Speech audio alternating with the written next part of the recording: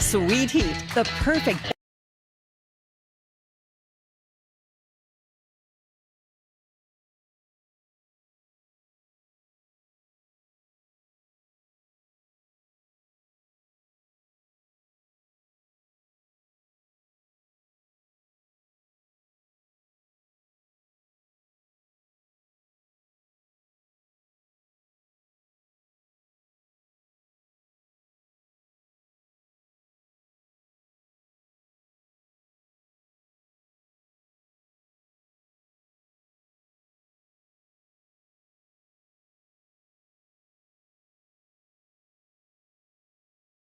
Well, tell Go-Mart we're coming, and they better stock up with the Reese's Peanut Butter Cups.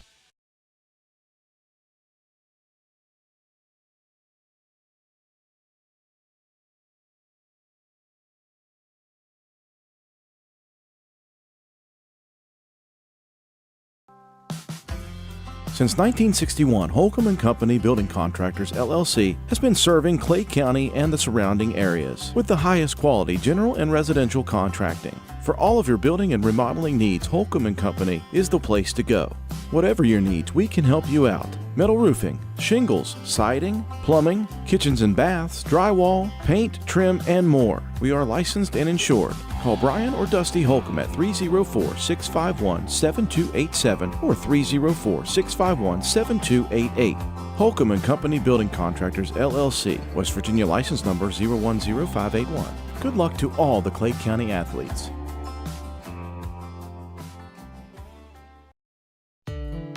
Legs Welding, Inc., located in Clay County, West Virginia, has provided high-quality products and services to the vital West Virginia coal mining industry since 1978, specializing in custom underground mining equipment such as shuttle car bodies, scoops, booms, and components. Legs Welding is fully equipped and capable of performing a variety of your welding and manufacturing needs. We only use American-made steel, and we take pride in our solid, strong American craftsmanship. Legs Welding, Inc., 304-587-4335. Proud to support the students and athletes of Clay County.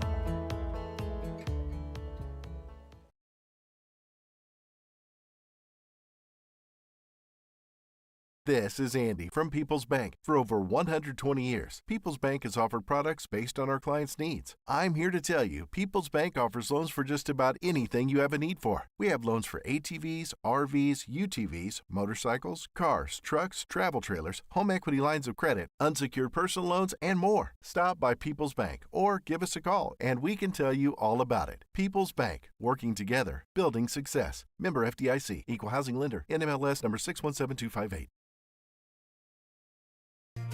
If you're interested in a new tractor or implements, give Shamlin Brothers Farm Supply a call at 304-927-1426. We are a Coyote, Bush Hog, Vermeer, and Coon dealer. Also, look us up on the web at ShamlinBrothersFarmSupply.com. And may God bless.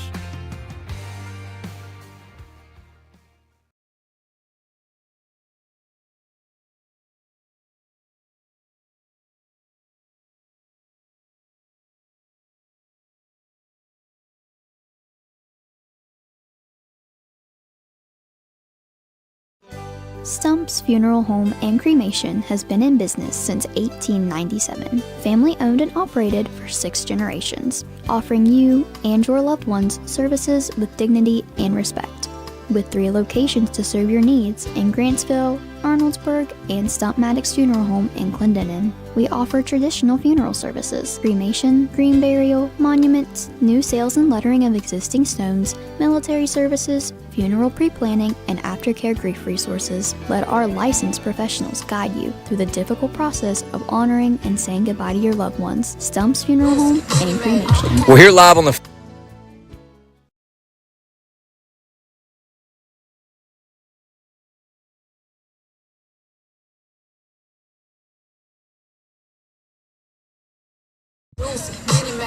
We're here.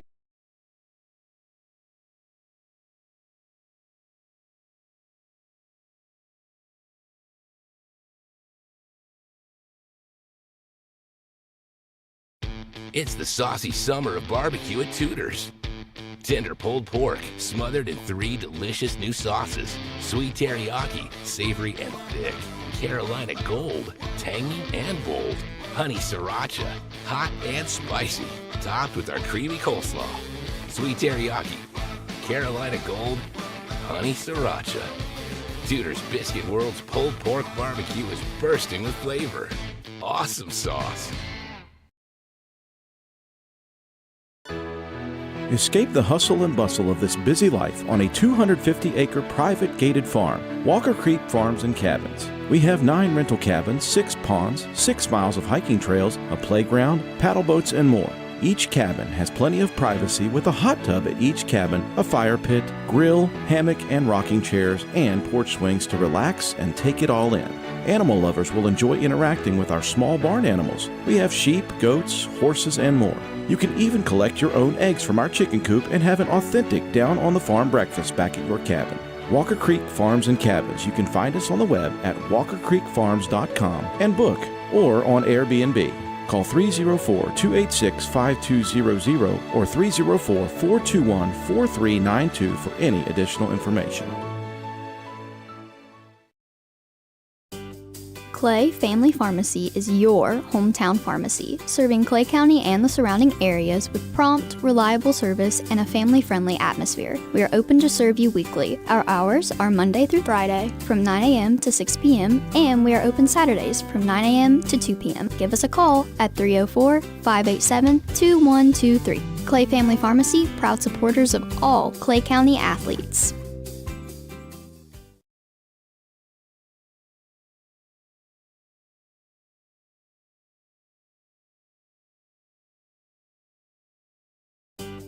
Clay Family Pharmacy is your hometown pharmacy, serving Clay County and the surrounding areas with prompt, reliable service and a family-friendly atmosphere. We are open to serve you weekly. Our hours are Monday through Friday from 9 a.m. to 6 p.m. and we are open Saturdays from 9 a.m. to 2 p.m. Give us a call at 304-587-2123. Clay Family Pharmacy, proud supporters of all Clay County athletes.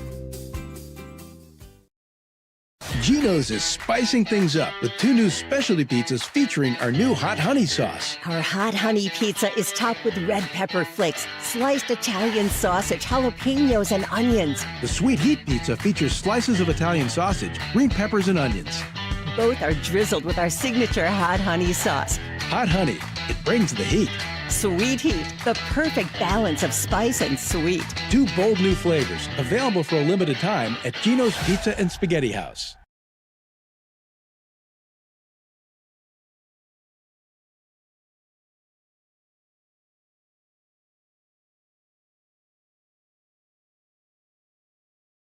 Hey, it's Tony Caridi. And Brad Howe. And we know you love hearing us break down every Mountaineer moment on the radio. But wouldn't it be better to live those moments instead of just hearing us yap about them? Debatable. But anyway, GoMart's teaming up with WVU to give away the ultimate Mountaineer experience. You can walk the man trip with the team, snag VIP tickets, plus GoMart and WVU gear. To enter, scan the QR code inside the store. Find full details at gomart.com. And Brad, where are you going? Well, tell GoMart we're coming, and they better stock up with the Reese's Peanut Butter Cups.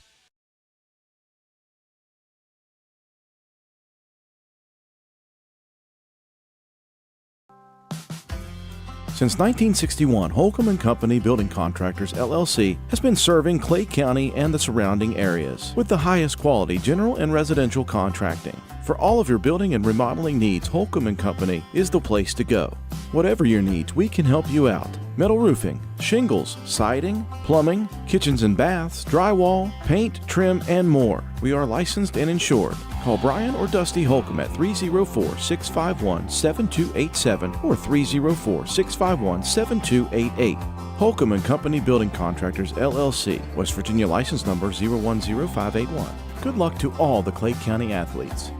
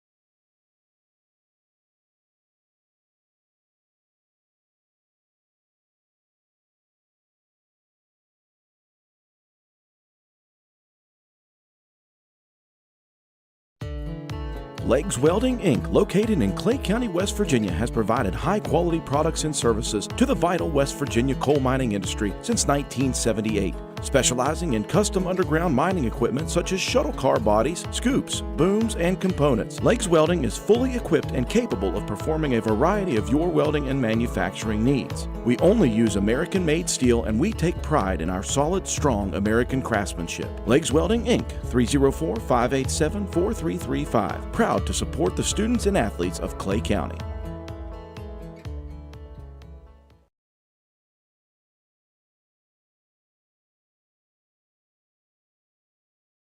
This is Andy from People's Bank. For over 120 years, People's Bank has offered products based on our clients' needs. I'm here to tell you, People's Bank offers loans for just about anything you have a need for. We have loans for ATVs, RVs, UTVs, motorcycles, cars, trucks, travel trailers, home equity lines of credit, unsecured personal loans, and more. Stop by People's Bank or give us a call and we can tell you all about it. People's Bank, working together, building success. Member FDIC, Equal Housing Lender, NMLS number 617258.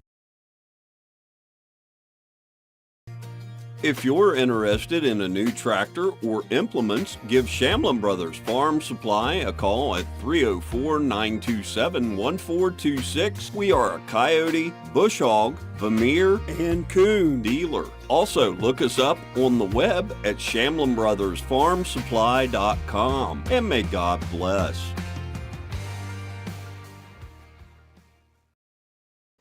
Stump's Funeral Home and Cremation has been in business since 1897. Family owned and operated for 6 generations, offering you and your loved ones services with dignity and respect. With 3 locations to serve your needs in Grantsville, Arnoldsburg, and Stump Maddox Funeral Home in Clendenin. We offer traditional funeral services, cremation, green burial, monuments, new sales and lettering of existing stones, military services, funeral pre-planning, and aftercare grief resources. Let our licensed professionals guide you through the difficult process of honoring and saying goodbye to your loved ones. Stump's Funeral Home and Cremation.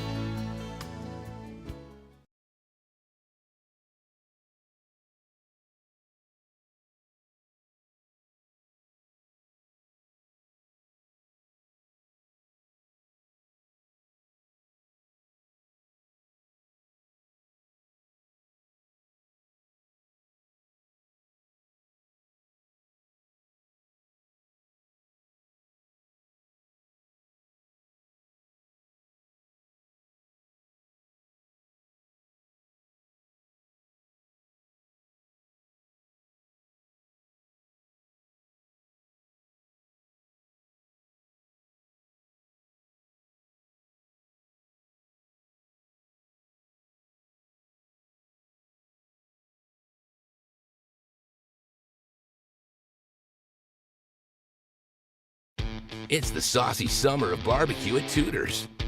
Tender pulled pork smothered in 3 delicious new sauces: sweet teriyaki, savory and thick; Carolina Gold, tangy and bold; honey sriracha, hot and spicy, topped with our creamy coleslaw. Sweet teriyaki, Carolina Gold, honey sriracha. Tudor's Biscuit World's pulled pork barbecue is bursting with flavor. Awesome sauce.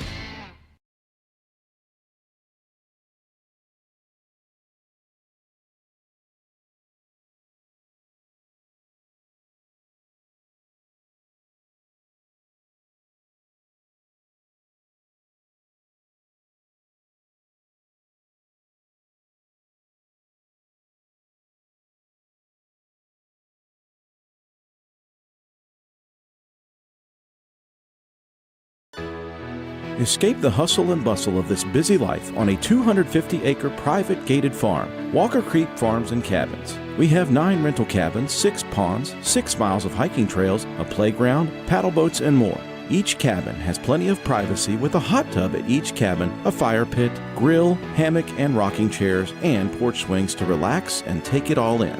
Animal lovers will enjoy interacting with our small barn animals. We have sheep, goats, horses, and more.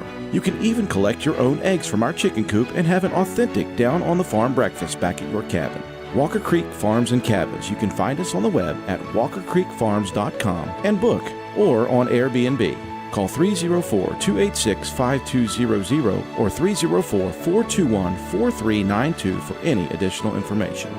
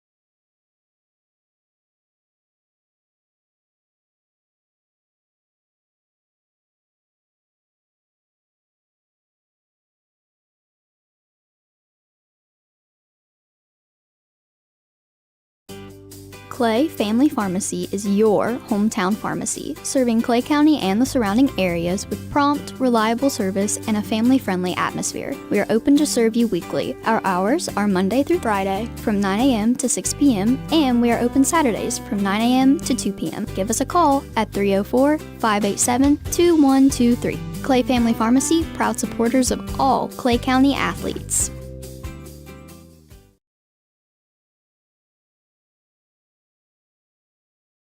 Geno's is spicing things up with 2 new specialty pizzas featuring our new hot honey sauce. Our hot honey pizza is topped with red pepper flakes, sliced Italian sausage, jalapenos, and onions. The sweet heat pizza features slices of Italian sausage, green peppers, and onions. Both are drizzled with our signature hot honey sauce. Hot honey, it brings the heat. Sweet heat, the perfect balance of spice and sweet. 2 bold new flavors, available for a limited time at Geno's Pizza and Spaghetti House.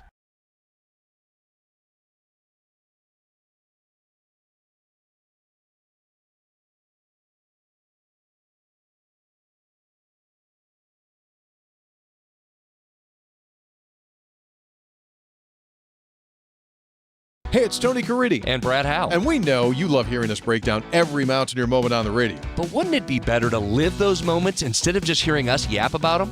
Debatable. But anyway, GoMart's teaming up with WVU to give away the ultimate Mountaineer experience. You can walk the man trip with the team, snag VIP tickets, plus GoMart and WVU gear. To enter, scan the QR code inside the store. Find full details at gomart.com. And Brad, where you go? Well, tell GoMart we're coming, and they better stock up with the Reese's Peanut Butter Cups. Since 1961, Holcomb & Company Building Contractors, LLC, has been serving Clay County and the surrounding areas with the highest quality general and residential contracting. For all of your building and remodeling needs, Holcomb & Company is the place to go. Whatever your needs, we can help you out. Metal roofing, shingles, siding, plumbing, kitchens and baths, drywall, paint, trim, and more. We are licensed and insured. Call Brian or Dusty Holcomb at 304-651-7287 or 304-651-7288. Holcomb & Company Building Contractors, LLC, West Virginia license number 010581. Good luck to all the Clay County athletes.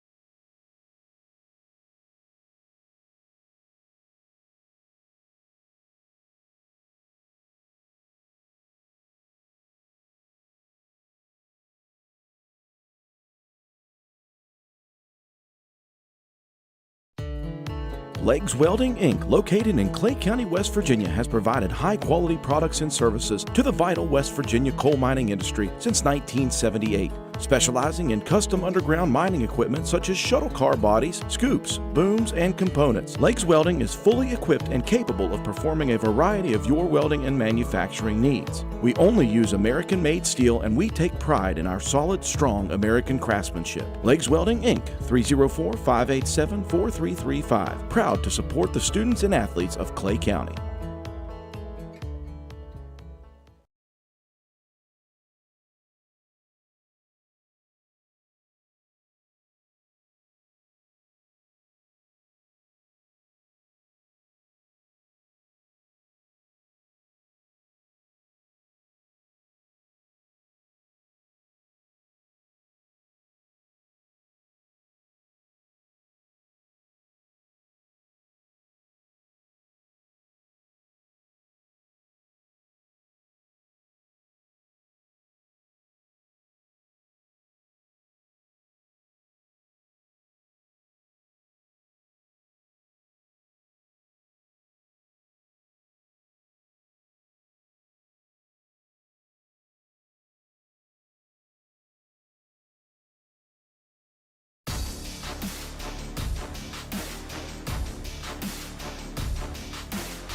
Clay County Schools is proud to bring you live streaming coverage of Clay County Panther football on WVRC Clay County Sports. Clay County Panther football is also brought to you by these community sponsors: Clay Family Pharmacy, Walker Creek Farms and Cabins, Tudor's Biscuit World, Gino's Pizza and Spaghetti House, Stump Funeral Home and Cremation Services, Inc., Legs Welding, People's Bank, Shamblin Brothers Farm Supply, Holcomb and Company LLC Building Contractors, Go-Mart, and your Player of the Game Award brought to you by Clay County Schools. Now we take you up to the press box for live streaming coverage of Panther football with Alan Tanner, Dylan Vaughn, and the rest of the WVRC Clay County Sports crew.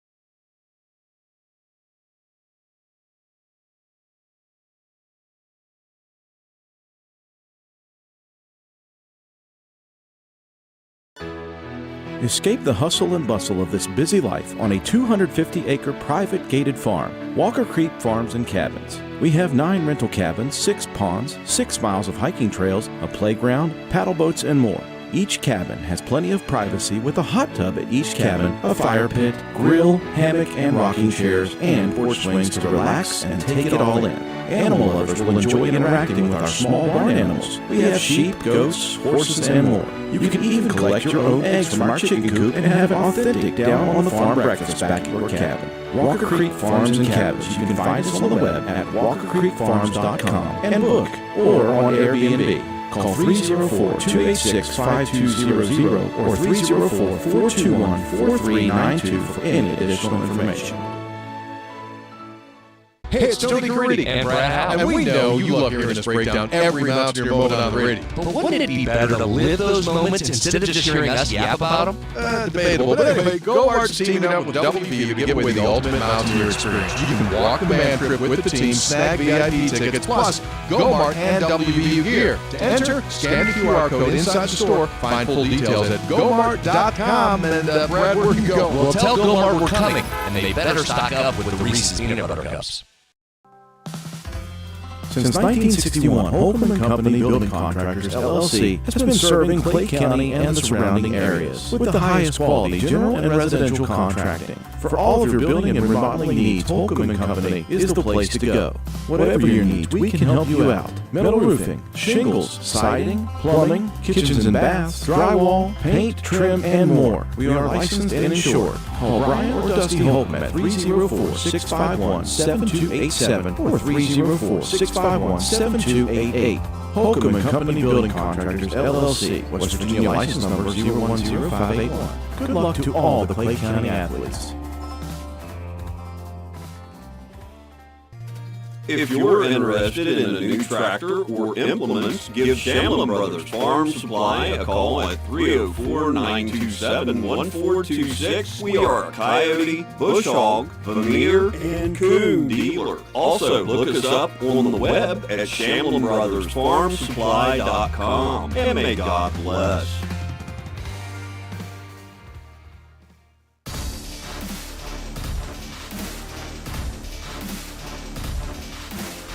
Clay County Schools is proud to bring you live streaming coverage of Clay County Panther football on WVRC Clay County Sports. Clay County Panther football is also brought to you by these community sponsors: Clay Family Pharmacy, Walker Creek Farms and Cabins, Tudor's Biscuit World, Gino's Pizza and Spaghetti House, Stump Funeral Home and Cremation Services Inc., Legs Welding, People's Bank, Shamlin Brothers Farm Supply, Holcomb & Company LLC Building Contractors, GoMart, and your Player of the Game Award brought to you by Clay County Schools. Now we take you up to the press box for live streaming coverage of Panther football with Alan Tanner, Dylan Vaughn, and the rest of the WVRC Clay County Sports crew.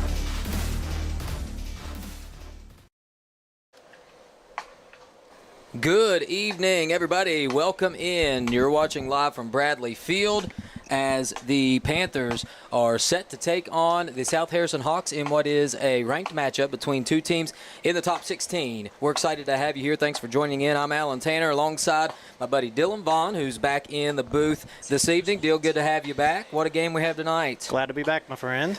Big game. And this is going to be a much different game than what you saw last week if you were tuning in with us. Of course, Panthers coming off a big win right here at home against Sissonville, and they'll face a South Harrison team who does a lot of things different tonight. They're going to run the ball, and then they're going to run the ball, and then they're going to run the ball some more. This is a team that we know what they're going to do. They're not going to trick us. They're not going to do anything that's going to be tricky. It's just going to be whether we can get in there and stop the run and plug in those holes. So faced a team in Roane County that was very similar to this. Roane County may actually pass the ball just a little more than South Harrison, believe it or not. And so it's going to be interesting. We didn't have too much success, but I think this is a different Panther team 2 weeks later, and should be interesting to see what happens. Of course, it's going to be, as always, for the Panthers to have success, it's getting those playmakers involved. Our strengths are out on the edges. We have, of course, Jacoby Nichols, senior, and Joe Elliott, sophomore, who make play after play.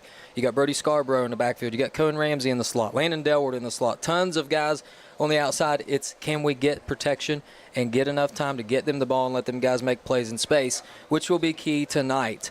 I mentioned before, this is a very good, undefeated South Harrison team, and very interesting cats over there on that side of the ball. Dill, tell us a little bit about what South Harrison has. Well, Al, you kind of mentioned it going back to the Roane County game. They do a lot of similar things, but I think the big difference is Roane County likes to go a little east and west more than South Harrison does.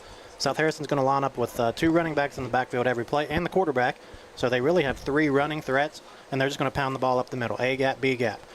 So we got to really be strong in those middle gaps there and stop them, get some push up front. Win first down is going to be a key we talk about here later. If you can get these guys backed up second and long, it's going to be tough for them to get the first down. I think we got a pretty good chance if we can get those defensive linemen and the linebackers involved here, Al. Yeah, I think you're right, and it's going to be, hopefully we don't see those secondary guys making tackles, but instead it's those defensive linemen and linebackers. Was able to talk to Coach Burdett, defensive coordinator, a little bit this week just about some things during the school day, and he's made some changes up front. We're going to go a little bit bigger tonight. You're going to see Big Luke Scarborough probably starting on the defensive side of the ball for the Panthers.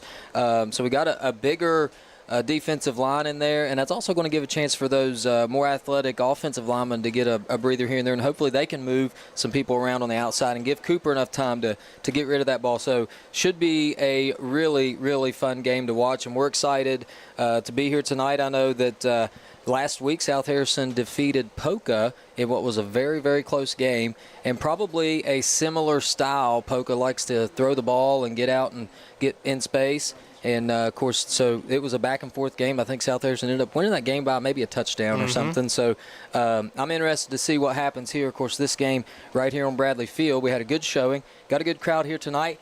The Pit is even in action. And, Dale, I know we noticed something a little early. Take a look at the Pit sign right over there. The Pit loves Allen Dill. We appreciate that, and for sure. We love the Pit. So those folks, those kids over there are in their jerseys tonight. They're loud. They make a difference. And how about that? You got to love that, don't you? Absolutely. Makes you feel good. Makes you feel like you're doing something right, Al. Yes, for sure. So we're excited to get going here. Let's take a quick look at the Week 5 rankings as of Week 5 here. We'll put that up on your screen, and you'll see down around number 4, 4-0 South Harrison. That's a team that has yet to lose, and they've won some big games, so we're looking for a chance to put one in the right side column in the win-loss record here.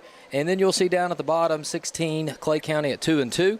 And although we're still early, of course, we've only played 4 games, you'll notice a lot of those teams down through there are on our schedule. You're going to look down through there, of course, South Harrison tonight. We're going to play Logan next week, who's also 4-0 right there in the top 10. You look down through there, Midland Trail, we've already played. Phillip Barber's a team we played last year. Of course, Roane County at 14. I imagine they'll move up quickly. We're going to see Polka down the road here in a few weeks at 2-2 as well. So things are going to get interesting, and we're going to have a lot of chance to make some points. So this could be a big one tonight. I was going to say a lot of chances to make up some room. You dropped a couple early, but you didn't stop playing. You can't stop playing. You just keep trying to get those wins any way you can get them.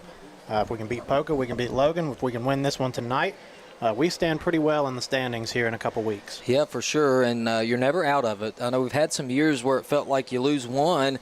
It's like, man, I don't know if we can get in. Well, the way this plays out with the realigning of the classifications, we're playing a lot of those teams that are right there battling, so this will be a good one. I imagine a lot of eyes on this game as opponents are probably hoping that the one they play wins this game because it's going to carry a lot of playoff points. So excited for that tonight. And we also got the 2000 football team, the undefeated team here tonight. They were been celebrating, had some barbecue and some good things up there at the school, and I think we're going to talk about them at halftime.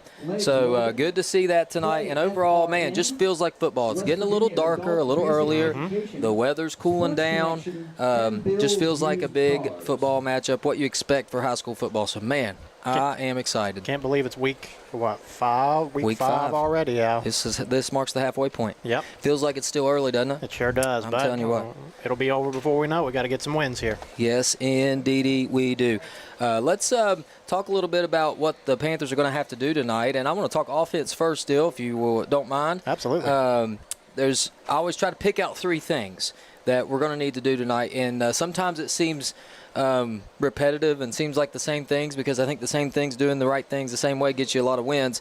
But I think number one tonight is protect the quarterback. This is a big team. This is a team that puts a lot of pressure on the quarterback. Now, I was talking to the South Harrison radio folks just a few minutes ago, and one thing he mentioned is they like to bring pressure, but if you can, it seems as if quarterbacks can escape that initial pressure, that's what gives them trouble. They have trouble getting him down if it's not on that initial hit. And so if we can protect Cooper tonight, and then when they do get a little bit of pressure, I'm sure they'll create some in different ways. If he can escape that pressure, he's shown that ability before this year. If he can escape that pressure and get out of the pocket and do some different things, we could be looking at a big, big night for Cooper. So that's going to be big. Let's protect him. Let's keep him on his feet and let him do the things that he does. Also, involve Elliott and Nichols early. When they get rolling, good things happen. We saw it last week. We saw Nichols with a punt return pretty early. We saw Elliott doing all kinds of things offensively and defensively. When those guys are moving, everybody's comfortable. The defense has to do things different. They can't put them out there one-on-one because you just can't tackle them in space. And that's not even to mention our slot guys, the really athletic Cohen Ramsey and Landon Delwart and even Damian Stricker at times. So those guys are going to be important. And then we also got Brody in the backfield. So when those two guys on the outside are doing well, it's not only good for us, but it's good for every offensive player we have. So that's good. And then I think if we don't turn the ball over, we're in good shape. Yes. I really think we got a good shot at this team. Watching film and doing what little bit of film study I can, we got a shot to beat this team, but we can't shoot ourselves in the foot. And let's not turn the ball over. So that's what I have for offense. Still, what can you tell us about defensively tonight? Those were some good offensive keys. I think you're right. If we can follow that game plan, we will be fine. I picked out a few here that are specifically against a run-heavy team. Win first down. They do not want to be behind the sticks. Nobody ever wants to. But especially if you're going to run the ball 3 times in a row, you don't want to be starting out 2nd and 13, 3rd and 14. So if we can win first down and make them play behind the chains, I think we got a pretty good chance. Second, we need to gain tackle, and preferably in the backfield. We saw last week Sissonville had a pretty big running back, and we did an excellent job of not letting him get out into space and get one-on-one tackles. We did a pretty good job of 2 or 3 guys getting to the ball and making a play. I think we need to do that tonight because South Harrison has a pretty big running back themselves, 6'4", 200-pound Shepherd Paul. And from a pretty reliable source from South Harrison, they said he also runs a 4.63 40. So if he gets into, if a 6'4" guy gets into open space, you're in trouble getting him down to the ground. Yeah, I watched him warming up a little bit, and I'll let you finish. I apologize, but right. I thought, man, that's a pretty big lineman there. And then I saw him running, and I'm like, wait a minute, he's not playing on the offensive And he's quick line. And agile as well. So yeah, we got our hands full, but I think we can do it. Gang tackle him. And finally, I'm going to say number 3, stay gap sound. With a stick-odd team like this, they're going to live on power football. They're going to run ISO. They're going to run dives. They're going to run very few toss plays. But if we can hold our gaps, A gap, B gap, everybody play their own role, not try to do too much, we can easily control the line of scrimmage and win this ball game out. Yeah, for sure. And we're going to tell very early on what we have. Seems like when we play good early, good things happen, but when we get behind, things seem to fall apart a little bit. And so hopefully we can do that, and we can stay ahead of the chains here and do some fun things, and hopefully that make for a very fun broadcast tonight. Absolutely. So I'm really excited. Tell you what, let's take a quick break. Let's go hear a word. We want to thank all our sponsors. And when we come back, I was able to get a word with Coach Nichols on the field just a few minutes ago. So we're going to get a word from him, and then we'll bring it back and get you ready for kickoff. So let's take a quick break. We'll hear a word from our sponsors, and we'll be right back. Thanks for watching WVRC Clay County Sports. Clay Family Pharmacy is your hometown pharmacy, serving Clay County and the surrounding areas with prompt, reliable service and a family-friendly atmosphere. We are open to serve you weekly. Our hours are Monday through Friday from 9 a.m. to 6 p.m. and we are open Saturdays from 9 a.m. to 2 p.m. Give us a call at 304-587-2123. Clay Family Pharmacy, proud supporters of all Clay County athletes.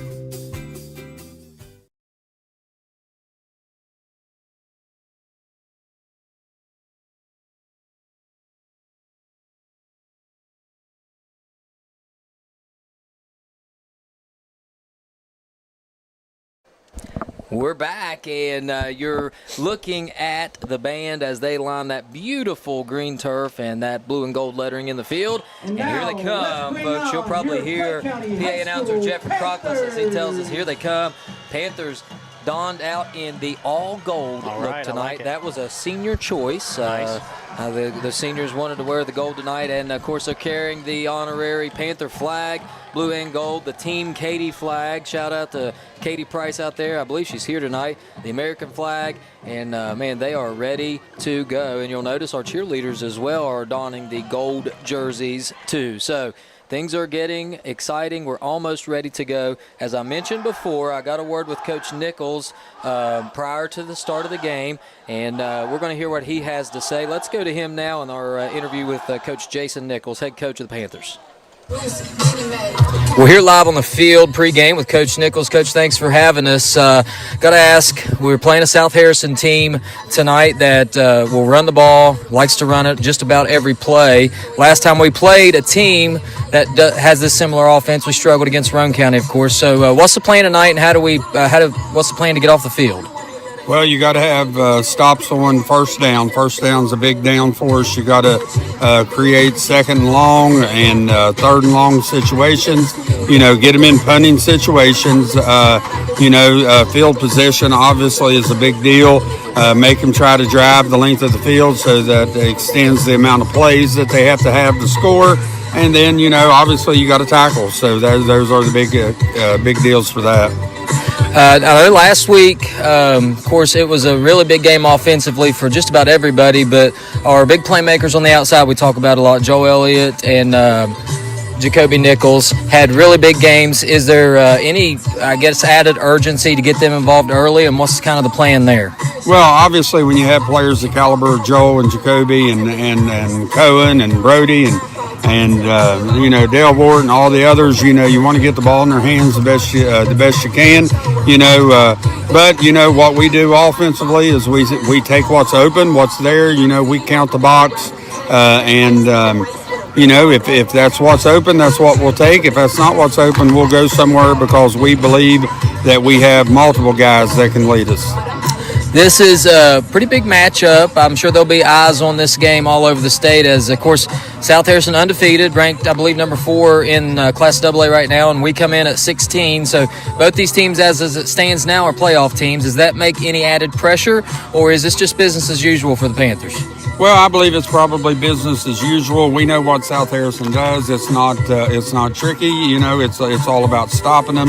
Early in the season, 4-16, all of that stuff comes out in the wash towards the end of the season. So, it's a little early in the season to be looking at rankings. So we're just here to make sure that we're playing good football by the time the end of the season rolls around. That way, if we do rack up enough wins, that we are ready for playoff time. Well, Coach, good luck tonight. Wish you well, and we're looking forward to hopefully get a victory. All right, thank you. So there you have it, a word from Coach Jason Nichols, and I think he kind of echoed what we were saying up here earlier as it's going to be business as usual for the Panthers. It's all about focusing on what we need to do to win, not worried about the other things. And so looks like the coin toss has already occurred, and are we going to receive, Dill? I think we're kicking off here. I think South Harrison's going to. So we're going to kick it off and play defense first. And what do you know about some of these South Harrison Hawks? I know you were able to get some information for us. Is that right? What can you tell us? Yeah, there was a fellow on Facebook sending me all kinds of information last night. I appreciate that, Mr. Schaefer. So he told me a lot about their running game, obviously, because that's what they do. But we already talked about Shepard Paul, number 1. You're going to see him a lot. He has 525 yards and 7 touchdowns on the ground. Then they have number 5, Zane Harlow. He also has over 400 yards and 3 touchdowns for the season. Quarterback number 4, Madden Maxwell, has 116 yards on the ground and 4 touchdowns.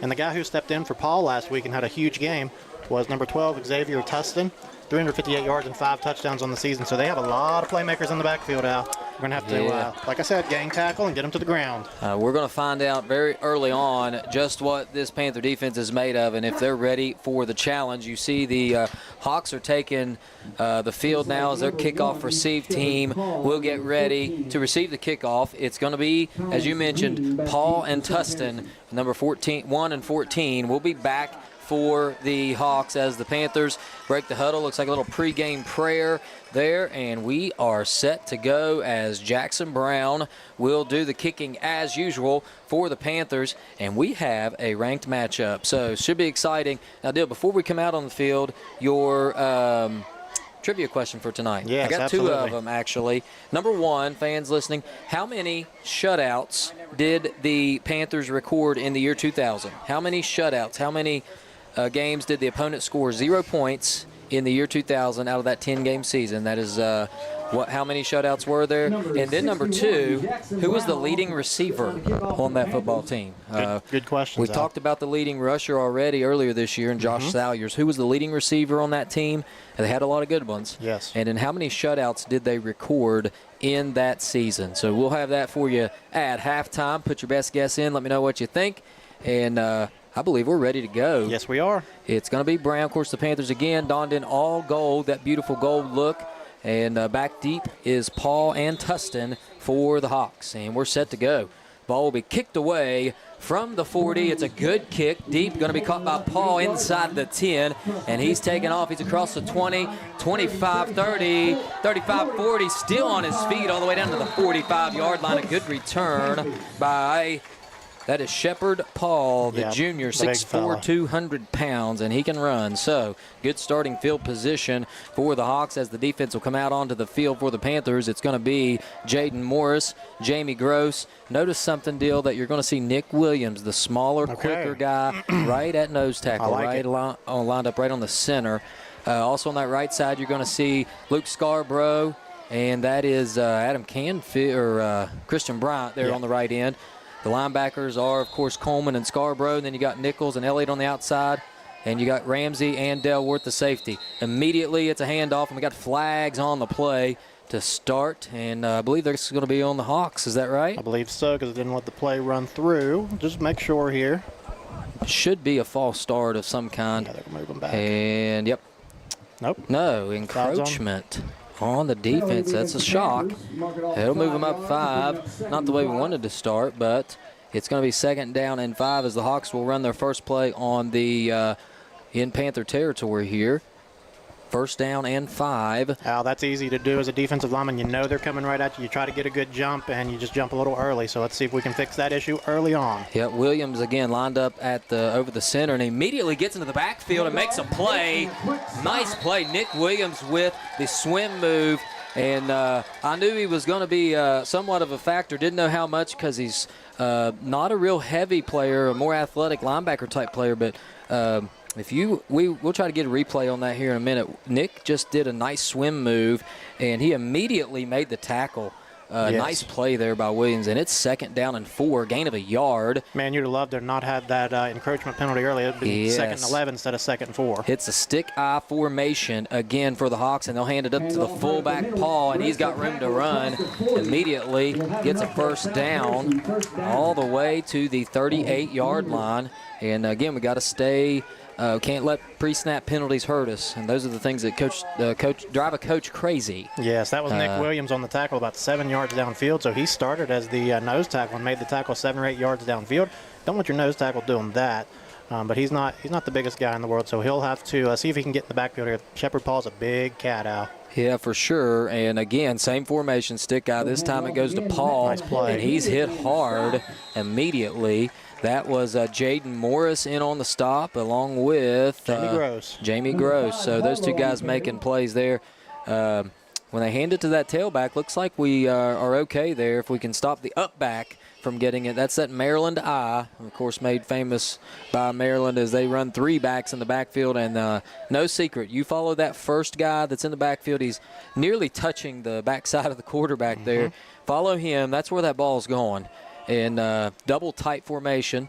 Again, no secret what's coming. And it's immediately handed off. And a broken tackle by Paul. And he's still on his feet all the way down to the 24-yard line. He broke through the arms of Jamie Gross. And Gross had him in the backfield for a moment. Just couldn't hang on. Now, the only running style I can kind of compare that to is a guy we watched when we were young for the Tampa Bay Buccaneers, Mike Allstott. Can't tackle him. He just bounces right off of you. And this guy's got some speed as well. So good job not letting him get a bigger gain, but man, we gotta get him closer to the line of scrimmage here. Well, now that you say that, he does look awfully Mike Allstott-like as he gets that ball. Paul's actually the 2nd man in the eye, and it's going to be a handoff to number 5, and he's taken down. Nice play, gain of 2 there. That was Zane Harlow, the junior, another big kid, 5'10", 180. No small kid, but looks a little smaller than the rest of them. Yes. Maybe a little more speed out of him. So that'll bring up 2nd and 7, and the Panthers, again, just got to find a way. We can't let that 12-yard chunk play happen here, as the quarterback is Lucas Nutt, number Madden 15. Maxwell. Or no, Madden Maxwell. Do I have the wrong number there? I thought it was 15. Yeah, they must have changed because Maxwell was the quarterback last week, so 15, you are correct. That's a freshman, so I don't know what's going on there. As again, it's a handoff to Paul, and he just bouncing away all the way down inside the 15, and that's going to be right near a first down. It's going to be a first down at the 13-yard line, 1st down and 10. And this is not the start the Panthers were looking for. We got to get in there and make a play here. No, I kind of expected more of this in the second half out when they might have been able to wear us down a little bit. But, man, this is the first drive of the game. We're not able to get any push on the defensive line. Somebody's going to have to step in there and make a nice play. Yeah, for sure. And I'm looking along the sidelines here. I don't see number 4 out there, so I'm not sure what's going on. He's right down here on the edge. He is kind of standing next to the coaches, so we might see him later here, Al. Interesting move there. Again, it's Paul. He's got room up the middle, and he's going to score. Not a good start for the Panthers. Immediately, South Harrison takes it in on their first drive, and that was a little bit too easy. And we got to make some plays there. 6-0 early on. Yeah, I think they found a nice little rhythm there off the right side or left side with Shepard Paul just in that A gap. Nick Williams trying his best in there at the defensive nose tackle, but we're going to have to find an answer. Yeah, they're getting him out of the hole and then just kind of running through it. Nobody there. So on to do the kicking will be Paul. Shepard Paul, the junior, will do the kicking for the Hawks. The holder is number 20, Gabe Farrell, and we got flags on the play. Maybe a little early movement by the Panthers. I've seen Delwart try to get to the to block the extra point several times this year. I think he just tried to get a little bit too quick of a jump off the edge, and they got him offsides. Yeah, they may go for 2 here as they're running some other guys back on the field. I believe if they move it up 1.5 yards, they're going to go for 2 here, and boy, wouldn't it be big to get a stop here? Yes, absolutely. Instead of making it 7-0, we're going to keep it at 6, and we've got a kicker that can make extra points, so that is a huge advantage if we can get a stop. They're going to, I'm assuming, hand it to Paul off the right side here. We'll see if we can't get some guys in that gap and make a play. It's to the left side, Paul, and he's going to walk it in. You're right, way too easy. It's 8-0 here early on with 8:42 to go. Let's take a quick break and hear a word from our sponsors, and then we'll be right back with the starting lineup for the Panthers. You're watching WVRC Clay County Sports. It's the saucy summer of barbecue at Tudor's. Tender pulled pork, smothered in 3 delicious new sauces. Sweet teriyaki, savory and thick. Carolina Gold, tangy and bold. Honey sriracha, hot and spicy. Topped with our creamy coleslaw. Sweet teriyaki, Carolina Gold, honey sriracha. Tudor's Biscuit World's pulled pork barbecue is bursting with flavor. Awesome sauce. We are back on the field as the Panther offense will take the field here. It's going to be back deep for the Panthers. Elliott and I think Nichols will be back deep. I'm not sure how far he'll kick it. We'll see if Elliott or Nichols gets a chance to run this thing back, or if it's one of the up backs in Delwart, Scarborough, or Coleman. And man, not the start. We're going to have to score here, Dilts. This is going to be a big drive, as big of a drive as you can have in the first quarter. Yeah, we were talking here off air just a minute ago. I think it's going to be, we're going to have to outscore them tonight because that was an easy drive down the field. Our offense is capable of it, but you got this, like you said, this is a huge drive. You got to stay on pace with them. Yes, ready to kick it off is number 14, Colin Seguin for the Hawks. He'll kick it off from the right hash. And this kick is going to go deep. It's going to be caught at the 15 by Joe Elliott. Elliott running to the right, wall right, the call, and he's not going to get anywhere. He's down inside the 20, and that's where the Panthers will start. Let's meet your Panther offense right now.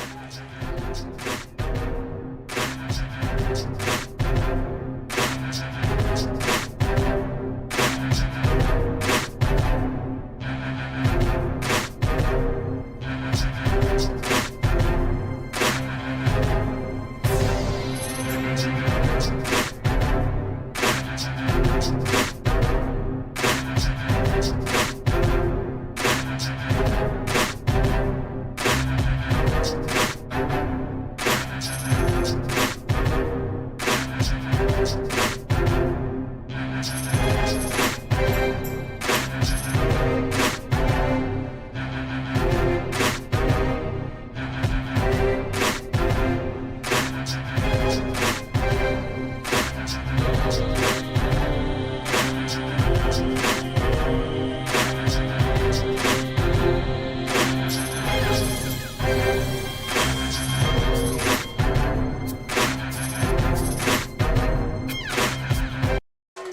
we're back. Dale, how'd you like that little feature there? That was excellent, Al. That looked good. Unfortunately, we had a little mess up. We did miss play one. We got a first down immediately as a little swing pass to Delwart for a 12-yard gain. So good start for the Panthers here as Collins will be in the shotgun. Ace formation. Scarborough the back. Motion left to right is Delwart. And the snap's back. It's going to be a pass out to Scarborough. He's hit and goes down, and he went down awkwardly there. Hopefully he gets back up. He's okay there. Loss of 1. Second down and 11. But a good play on that first play of the game there, getting it out in space. Yeah, it looks like we're trying to get the ball out quick. First to Delwart, this time to Scarborough. A little quick passes on both of those. First one worked pretty well. This one's going to put us behind the chains a little bit.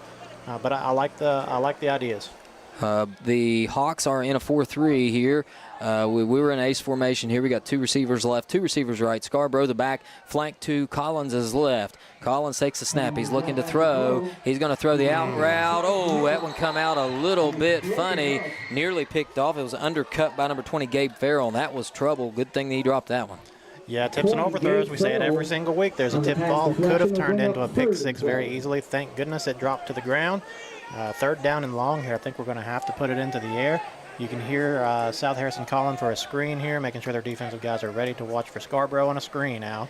Yeah, he had Nichols open here on the far edge. That's a long throw to make, and it just came out wobbly and nearly undercut. So we'll see if we can't get a better throw on it this time. Snap is back.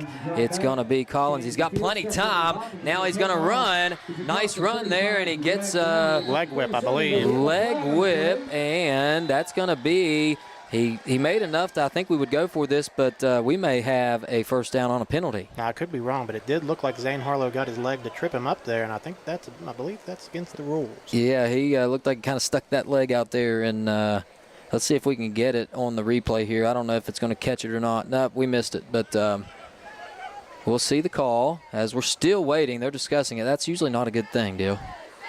We'll check the flags here. Here comes the white hat. Forward. Yep, tripping. So we're going to have a personal foul, tripping. You can't do that out in the open field for those watching at home. You're not allowed to stick your leg out and just trip them up like that. A little bit of dangerous play there. So that's a huge break for us, Al. Get your first down of the game any way you can get it. Now you're at least to midfield. You can flip the field if you don't get another first down here. Yes. Huge momentum swing right there, I believe. Same formation for the Panthers. Scarborough to the left. He's going to stay in the block. Pass goes out to Nichols. He's caught it. This is where we make trouble. He's at the 40. There he goes at the 30. 25-20. Nice play. Collins to Nichols. That's that play that Rome couldn't stop doing. We're right back at it.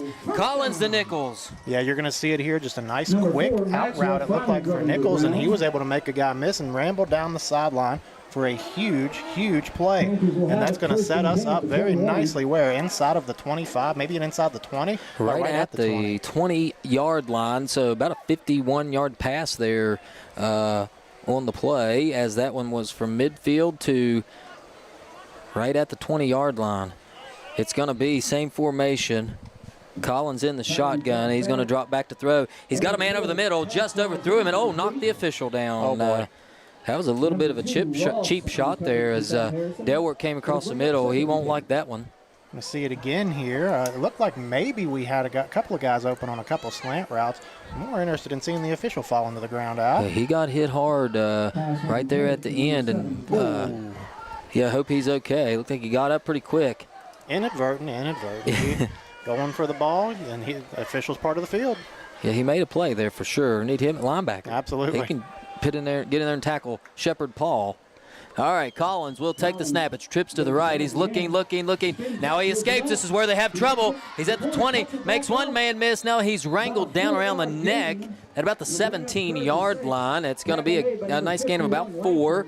Third down and 6, and the escapability of Collins is coming into play here. He's gotten better and better at that from game 1 to now, and to be honest, he's it looks pretty good escaping pressure in the pocket. Al, it's like our brains are on the same wavelength. I was going to say the same exact thing. From week 1 to now, you can see that he is getting more comfortable. Escaped to his left and picked up 4 yards. You are right, as Collins looking back now. He's going to throw it to Nichols. He's got him. Oh, he nearly made a nice catch. A little behind him that ball was. It was a nice route by Nichols, and he nearly made a nice grab. It hit the ground right in front of the South Harrison coaching staff, and they made sure to tell us it was incomplete. And so it's going to be 4th down and about 6 here.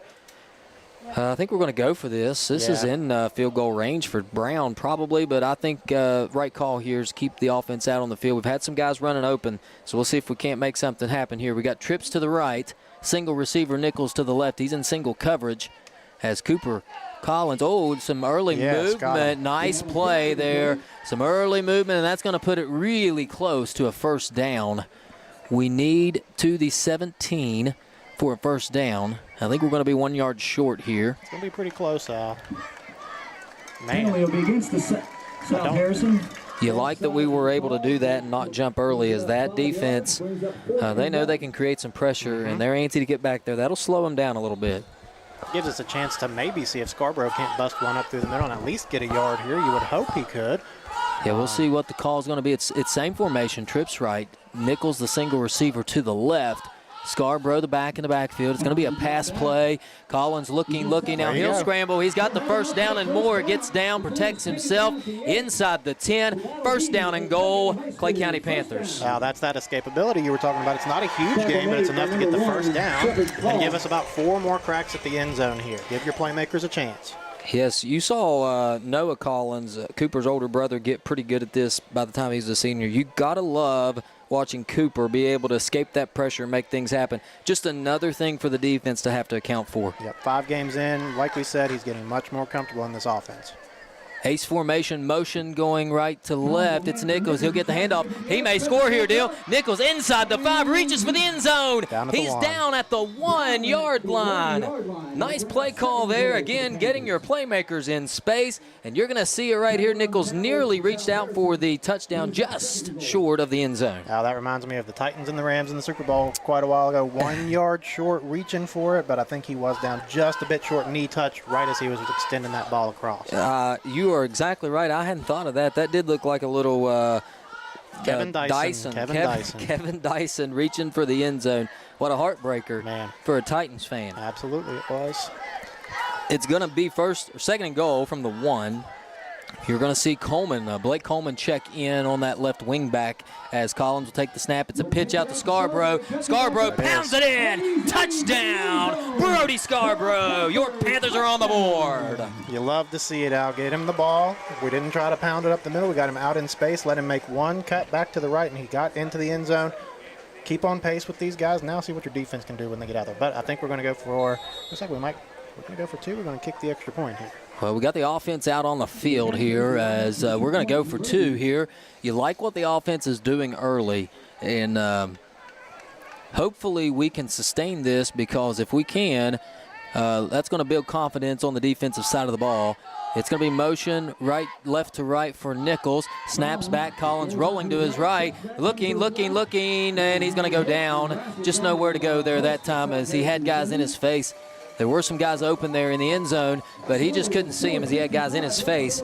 But though we're down 2, good drive for the Panthers, aided by a South Harrison penalty. It is 8-6 with 4:55 to go. You're watching WVRC Clay County Sports. We'll be right back after these messages. Since 1961, Holcomb & Company Building Contractors, LLC, has been serving Clay County and the surrounding areas with the highest quality general and residential contracting. For all of your building and remodeling needs, Holcomb & Company is the place to go. Whatever your needs, we can help you out. Metal roofing, shingles, siding, plumbing, kitchens and baths, drywall, paint, trim, and more. We are licensed and insured. Call Brian or Dusty Holcomb at 304-651-7287 or 304-651-7288. Holcomb & Company Building Contractors, LLC, West Virginia license number 010581. Good luck to all the Clay County athletes.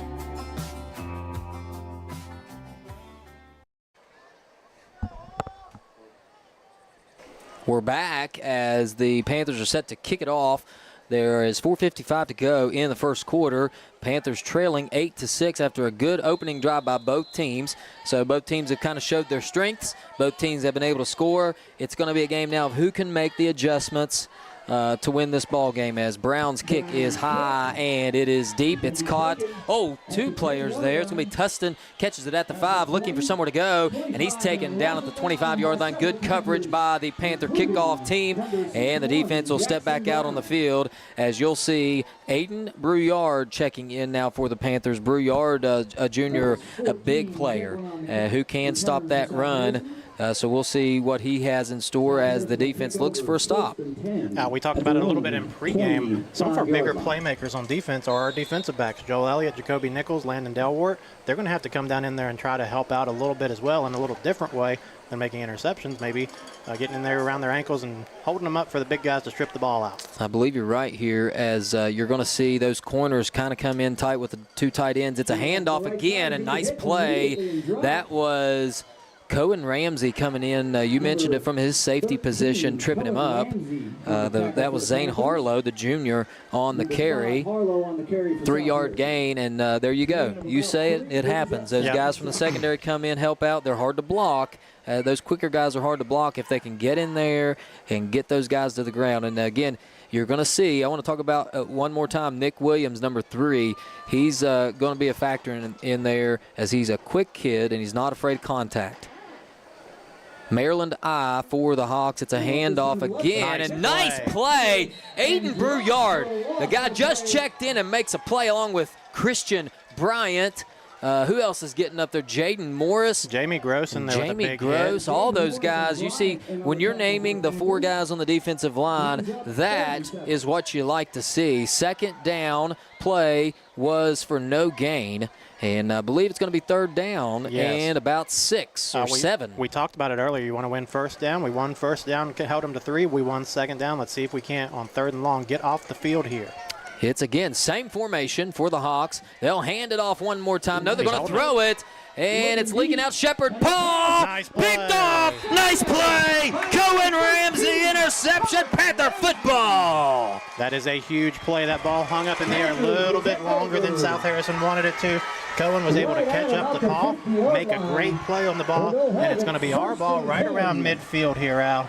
You saw it. That ball hung up just enough, and Ramsey said, I'll take that one. Thank you very much. You're not going to throw against this Panther secondary. The Hawks got a little cute there, and it cost them, and the Panthers will take over. What a big play here as we come within 3.5 minutes of the first quarter. Back on the field comes the Panthers. Do we take a big shot here with the ball right at midfield? That's a big Ace time formation. To do it. Collins going to stop. He's looking. He throws to the right. Caught by Nichols. There he goes. Make a one-man miss. They wrestled him down at the 41. Nice play right near a first down. Going to be 1 yard short. Jacoby Nichols. What a nice throw by Collins. And that connection is so hard to stop. Absolutely. About a 9-yard gain there on the out route. Nichols is so good at making the catch and then making a guy miss and picking up more yards after the catch. Good job, good throw, good catch. Second and short, your whole playbook's open up here. You can run it, you can throw it, you can do a little play action if you want to. Absolutely, and something I think fans you can watch for here. They're not going to be able to keep 7-8 guys in the box with these receivers. They just can't cover them one-on-one if we can get the ball out to them. So it's trips right this time. Hand off to Scarborough. He trying to break a tackle, unable to do so, and a little extracurricular there by one of those guys. You hope you don't like to see that, as gave a little extra shove there at the end. That was 68 on the tackle, Wyatt Kuntz, the junior, and it's going to be third down and about 3 here. We're still ahead of the chains. 2 down territory, and here we go. Yeah, it looked like Wyatt Kuntz able to get a hold of him, and Scarborough just could not make him miss. It's third and short. Again, I think you've got any play you want to call here. I like the little out route to one of your playmakers. It's going to be Collins in the shotgun here. He's going to drop back the pass. He's under pressure, spinning around, still looking for somewhere to go. And that was just an all-out blitz there and nowhere to go. And we're probably going to have to punt here. Dill, what do you think? Yeah, I think, man, that's just a big loss on third down. I think you're going to have to, I think you're right, you're going to have to punt here. That's just too far to go on fourth down. If it was 4th and 6, 4th and 7, I think you try to make a play on it. Now you try to flip the field and put the defense back out there. Yes, as here comes the punt team. Now, that's just a tough one. That's a good defensive call by South Harrison. and it's going to be a 4th down for the Panthers as the punt team comes on. Jackson Brown ready to do the kicking. And we've got a stoppage of play here on the field as the Panthers will run one more man on, and flag already. Flag on the play. They're going to move us back a little bit more here. Delay game against the Panthers. A little extracurriculars up top too, Dale. I think what's going on. Don't know, but we had the big guys coming up there to get somebody off the top of the booth. Not real sure. Yeah, I want to thank our school resource officers for all they do as they're helping us out here tonight. So they always do a good job. But absolutely. Hopefully things are okay because this has been a really fun ball game to watch so far. Yes. Two differing styles here going at it head to head. Brown gets a good punt, a booming punt. It'll go out of bounds. You hope we got the angle. This is one of those things where you don't know how far that official is going to walk. About the 21, we'll it looks like 22. He's still moving to the 24. So we're right there close. Good punt there, and the defense come back out on the field. But you liked what you saw from the defense that last drive, and hopefully we can still contain that run. You see those big guys coming back out there. We're on the same wavelength again. Now those big guys in the middle, they made a couple of plays last time. Win 1st down, win 2nd down, make it 3rd and long. And South Harrison's not comfortable in 3rd and long. Yes, you saw that on that pass.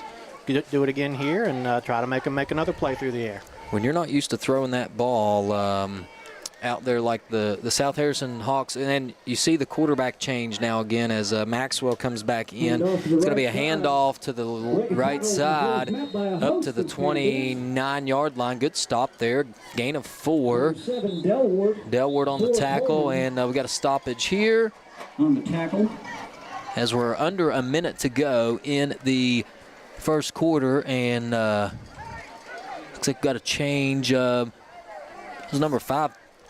One of the tailbacks there, Harlow, had to check out. Looks like maybe an equipment malfunction. Yeah, that's what it looks like to me too, Al. I would say a 4-yard gain is a win on 1st down after some of those huge runs we saw earlier. Now you don't want to give up another 4 here and make it 3rd and short, but on 1st down, if you can keep them to 4, I think you're in good shape. Yep, you'll notice the Panthers go big on the defensive line this time. It's a handoff up the middle to the 35-yard line. Going to be a 1st down, very close to one anyways. As Scarborough checks back in. Ball at the 35, so 1st down here. But that field position game, when you play it like that, 1 or 2 1st downs doesn't really hurt you, and you still got a chance to get off the field here. Right, I'm with you, Al. That was a little bit too easy to get that 1st down there, though. So we looked like we brought a couple different defensive linemen in, maybe another linebacker into the game. See if we can get some fresh bodies in there, make a play at the line of scrimmage or behind.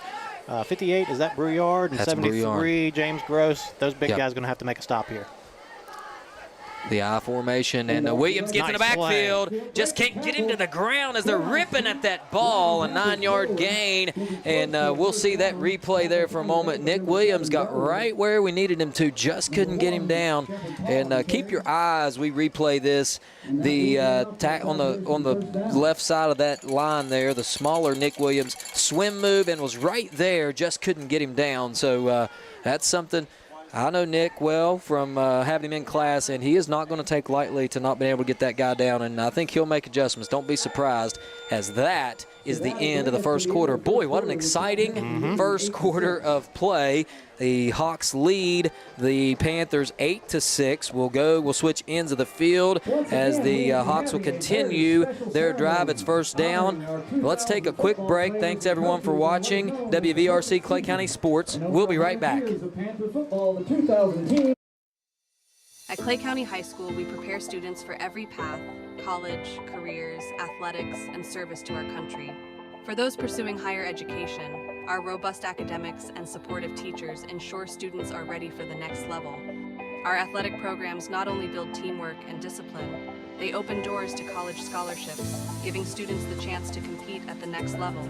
Our vocational school provides real-world training across a wide range of trades and career fields, from EMT and health sciences to the next generation of welders and chefs, from future electricians and linemen to students pursuing carpentry, construction, farming, and agriculture. At Clay County High School, students have the opportunity to choose a track that prepares them to step directly into the workforce after graduation. And for those considering the military, we provide opportunities to explore service and leadership, helping students decide if it's the right path for them. No matter the direction, Clay County High School is committed to guiding every student to success. Deal, we're back as we get ready to start the second quarter of play. South Harrison leading 8-6 as the offense of the Hawks comes back out on the field. Folks, don't forget, give your answers for the trivia question. How many shutouts did the 2000 football team have that year in a 10-game season? How many were shutouts? And also, who was the leading receiver for the 2000 undefeated Panther football team? Those are your two trivia questions tonight. Give you a little special extra. Everyone loves a little trivia. Who do you got? Submit your answers to the chat. Text them to me. Let me know who you think. And we're set to go. First down and 10 from the 45. Stick eye for the Hawks. It's a handoff. It's number 5 again. He gains 5. Too much room in there. That was Zane Harlow, the junior. And again, second down and 5. Big chunks as the Panthers got to find a way to get him to the ground. Yeah, they're comfortable in 2nd and 4, 2nd and 3. So you want them to be uncomfortable on 2nd down. We saw what happened a few possessions ago. We were able to get a turnover. They are very comfortable running when it's 2nd and 5 or less. I think you're going to get a nice steady dose of Harlow, Paul, whoever's in the backfield at the time. Yep, and here come the Hawks. I think that's Harlow again, the back deepest, and it's a handoff to the up back, number 12. He gains a first down. That's Xavier Tustin, the junior. You mentioned him in pregame. Had a good game last week in place of Paul, and I believe they're just going to stick with him a little bit here. Well, we talk about how big Paul is at 6'4". Tustin's no small guy. He's 6'1", 185. I mean, this is a big running back room, and that's hard to bring down. Especially when they got a lead blocker in front of them. So, again, big chunk play. This is what they're comfortable doing. We're going to have to find a way to get them uncomfortable. Ball at the 42 of the Panthers. It's going to be that stick eye one more time as the Panthers will crowd the line of scrimmage here. And that fullback's helmet is nearly touching. Nice play there. Nearly touching the back of the quarterback. And looks like it still gained about 3. It felt like a win there, but 3 yards is too much to gain every play. Panthers are going to need something to happen here as Mike Allstott checks out. And Paul comes back in, Shepard Paul. I don't know who that is, number 40. Austin Harbert, the senior. Big load, 5'11", 215. I believe, if I'm not mistaken, they nickname him Thor, Al. So Thor, I can't imagine why. Nickname. Yes, same formation. Stick eye again. Handoff goes to Harlow. He has nowhere to go. Good stop. Ball's on the ground. I saw the beanbag come down. Panther football. First down, Clay County. Nice job. Jaden Morris comes out of there with it. That's a turnover, and we are winning the turnover battle. Has got an injured player down here, and we hope he's okay. That's an exciting play. Let's take a commercial break, and we'll be right back. Hopefully he's able to get up. Panther football when we come back. We walk through over 1 million doors in our lifetime, but only a few, when opened, truly make a difference in our communities. Like the small business owners, the hard workers, and the dreamers. At People's Bank, we believe that when the right doors open, anything is possible. People's Bank, working together, building success. Geno's is spicing things up with 2 new specialty pizzas featuring our new hot honey sauce. Our hot honey pizza is topped with red pepper flakes, sliced Italian sausage, jalapenos, and onions. The sweet heat pizza features slices of Italian sausage, green peppers, and onions. Both are drizzled with our signature hot honey sauce. Hot honey, it brings the heat. Sweet heat, the perfect balance of spice and sweet. 2 bold new flavors, available for a limited time at Geno's Pizza and Spaghetti House.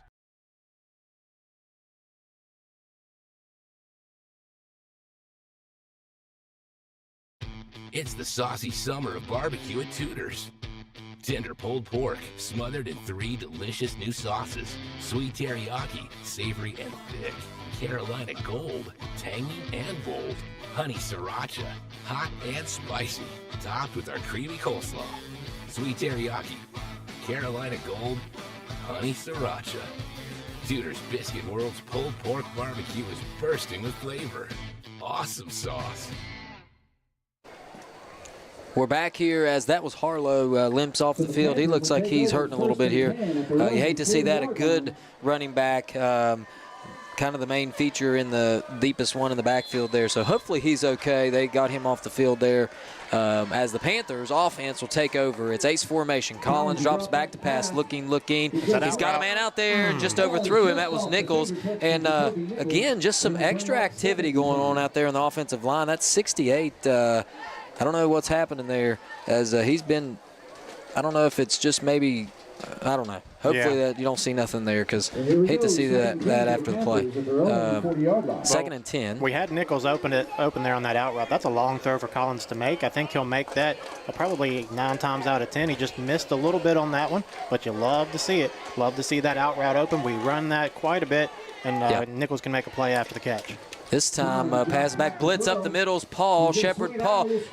Collins gets it out to Scarborough. Scarborough up to the 45-yard line, a gain of about 6. We're on 3rd and 4. And the linebacker, Paul, came blitzing and really was untouched there. Good job by Collins to get that ball out. Yeah, couldn't tell. I thought it might have been a screen, but like you said, it looked like the linebacker just got in there pretty quickly, and he had to dump it off to Scarborough. 3rd and medium here. Look for your playmakers. Collins in the shotgun nearing midfield here. The Panthers will go 1-2. It's going to be press coverage. Look for the blitz here.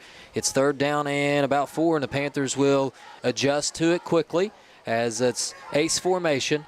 Scarborough the back in the backfield. He'll stay in to block. He's got time, looking, adjusting himself in the pocket. Now he'll spin, get up to the 45. No gain on the play. Didn't lose much either, as it's going to be 4th down and 4. And I think we go here, don't we, Deal? Or are we going to? We're going to punt. I think the way the defense has been playing the last couple of possessions, I think it's the smart play to punt it away, pin them deep again. Yeah. See if your defense can't come up with another one, because if you put them up here at the 45-yard line, you really only have to get a couple first downs, and then you're in scoring range. Yeah, I believe you're right there. That's the correct call, as we'll punt it away and maintain field position. Your defense doing what it does, making plays there and turning the ball over for the offense. So we'll punt it away here. Brown got a big leg. This one's high, not as deep. This is where bad things happen, and a good bounce. It'll continue to bounce all the way down to the 19. We'll call it the 20 as Gatlin Stanton is there to down it. And we'll take a quick break. Again, hear a word from our sponsors, and we'll be right back. Thanks for watching WVRC, Clay County Sports. Legs Welding, Inc., located in Clay County, West Virginia, has provided high-quality products and services to the vital West Virginia coal mining industry since 1978. Specializing in custom underground mining equipment such as shuttle car bodies, scoops, booms, and components, Legs Welding is fully equipped and capable of performing a variety of your welding and manufacturing needs. We only use American-made steel, and we take pride in our solid, strong American craftsmanship. Legs Welding, Inc.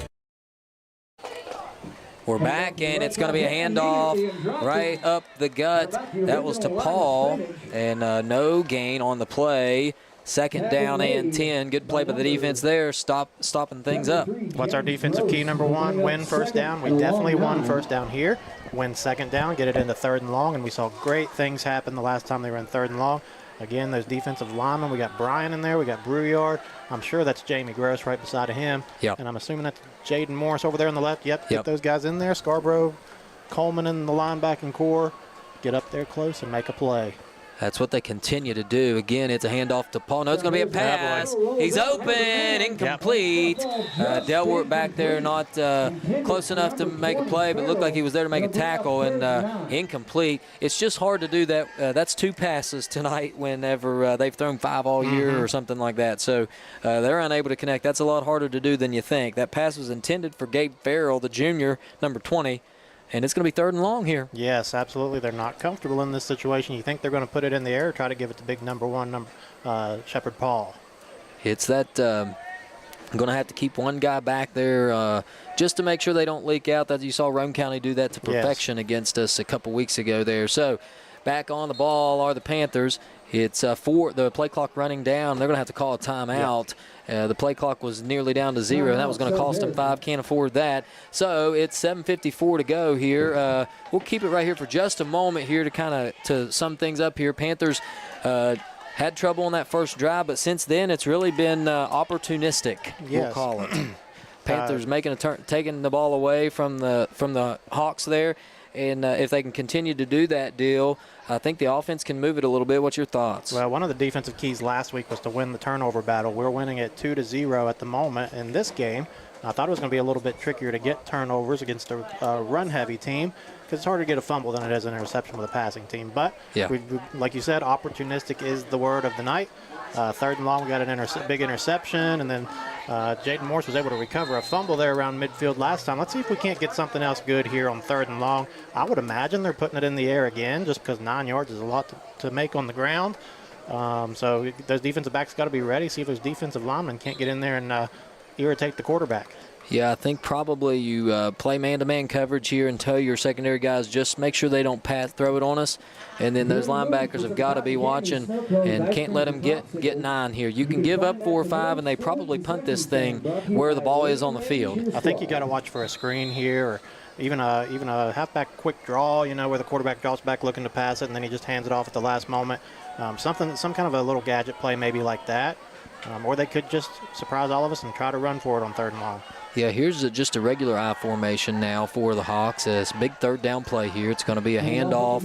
Nowhere to go. That defense swarming the ball. Shepard Paul still gained 3 after his hit at the line of scrimmage. But it's going to be 4th down, and, I believe I think they'll punt here. Looks like they've got some changes coming on. It's going to be a big defensive stop for the Panthers. You got to love that. That is a good defensive stop. I saw Christian Bryant get in there and be one of the ones to help bring him down to the ground. Good job by the defensive line linebackers there. And like you said, we got a nice 3 and out here.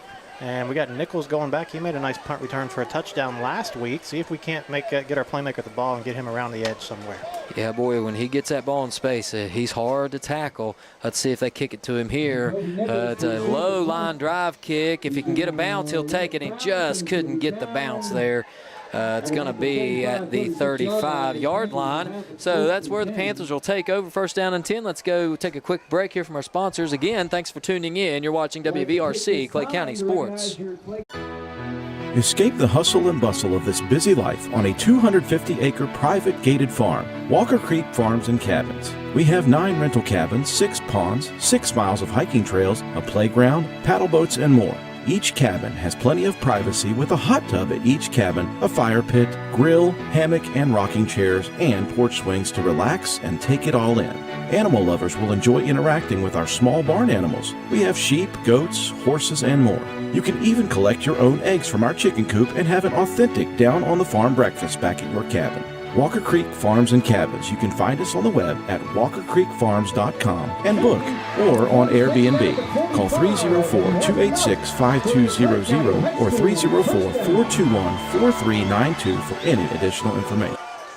1st down, Clay County. Brody Scarborough out wide on the pitch, and I feel the momentum shifting. We talk about this in volleyball.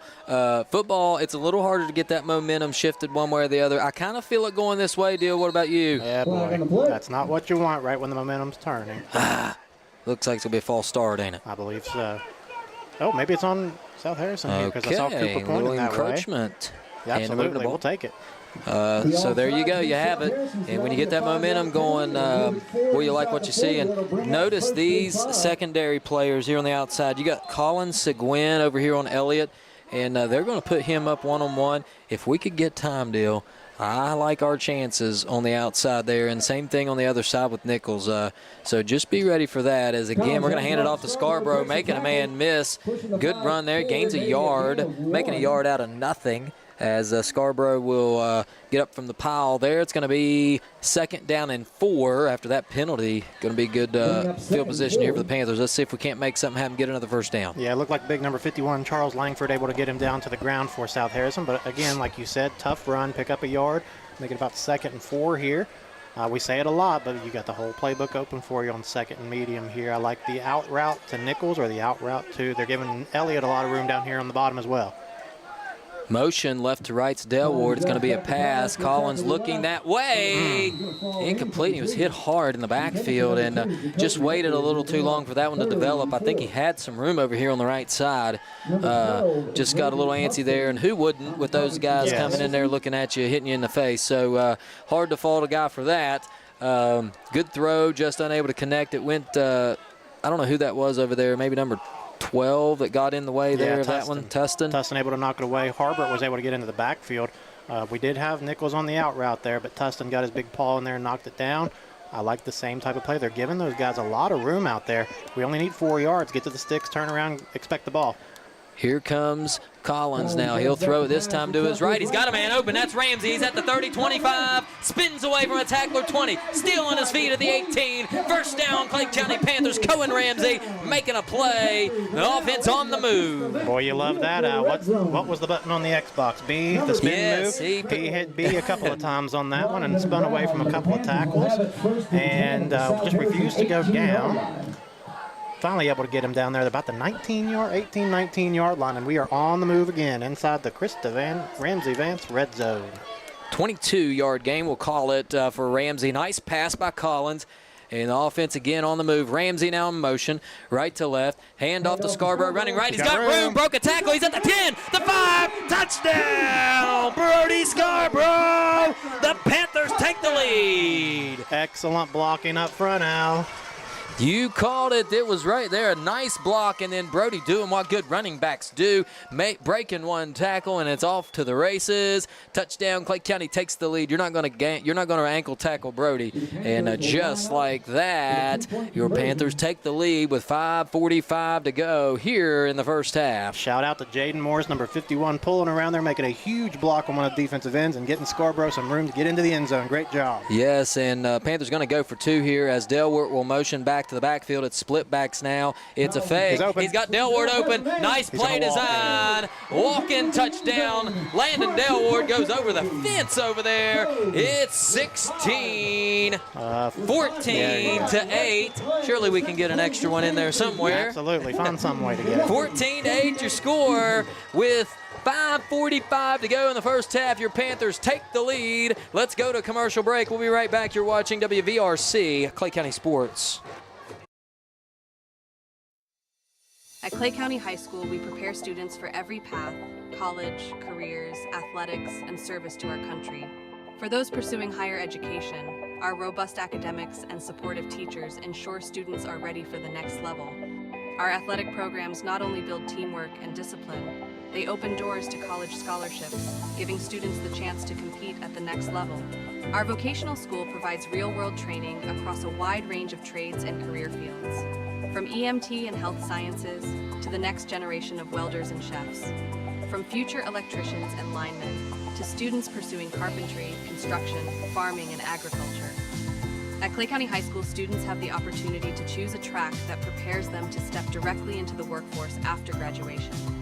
And for those considering the military, we provide opportunities to explore service and leadership, helping students decide if it's the right path for them. No matter the direction, Clay County High School is committed to guiding every student to success.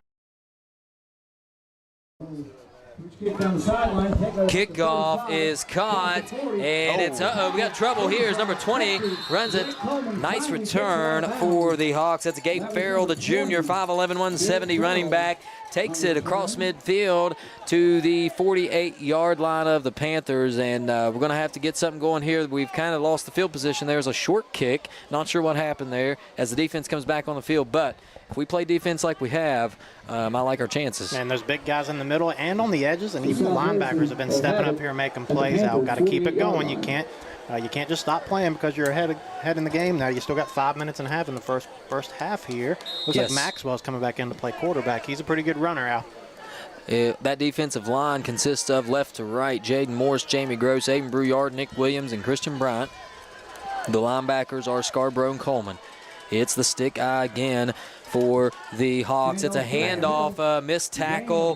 That was Tustin. Got just a quick missed tackle. And it's almost like watching it from this close where we're our vantage point. It's like they don't realize he has the ball. He's so close to the quarterback. Well, there's so many options that you could hand the ball off to. The quarterback could keep it. You got 2 excellent running backs in the backfield. You got a key on one of them. And if you make the wrong choice, they're going to hand it off to the other guy, and he's going to pick up, 5 yards there. Tustin with a nice hard run. 2nd and 5.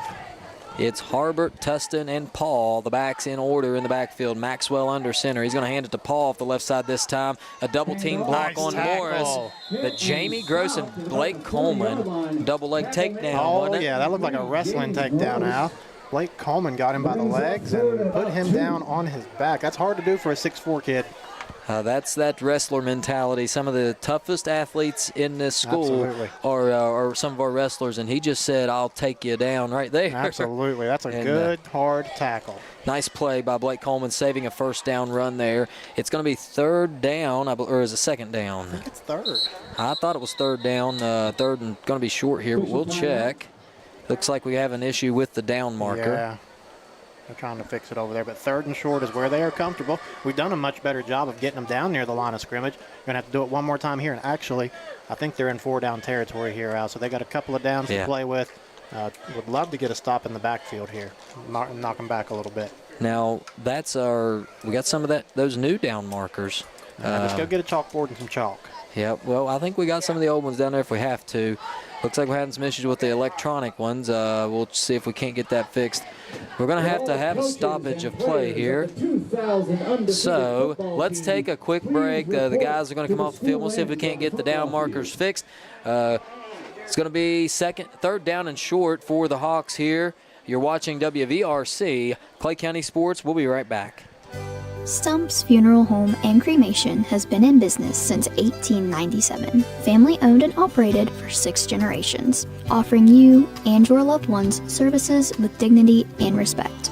With 3 locations to serve your needs in Grantsville, Arnoldsburg, and Stump Maddox Funeral Home in Clendenin. We offer traditional funeral services, cremation, green burial, monuments, new sales and lettering of existing stones, military services, funeral pre-planning, and aftercare grief resources. Let our licensed professionals guide you through the difficult process of honoring and saying goodbye to your loved ones. Stump's Funeral Home and Cremation.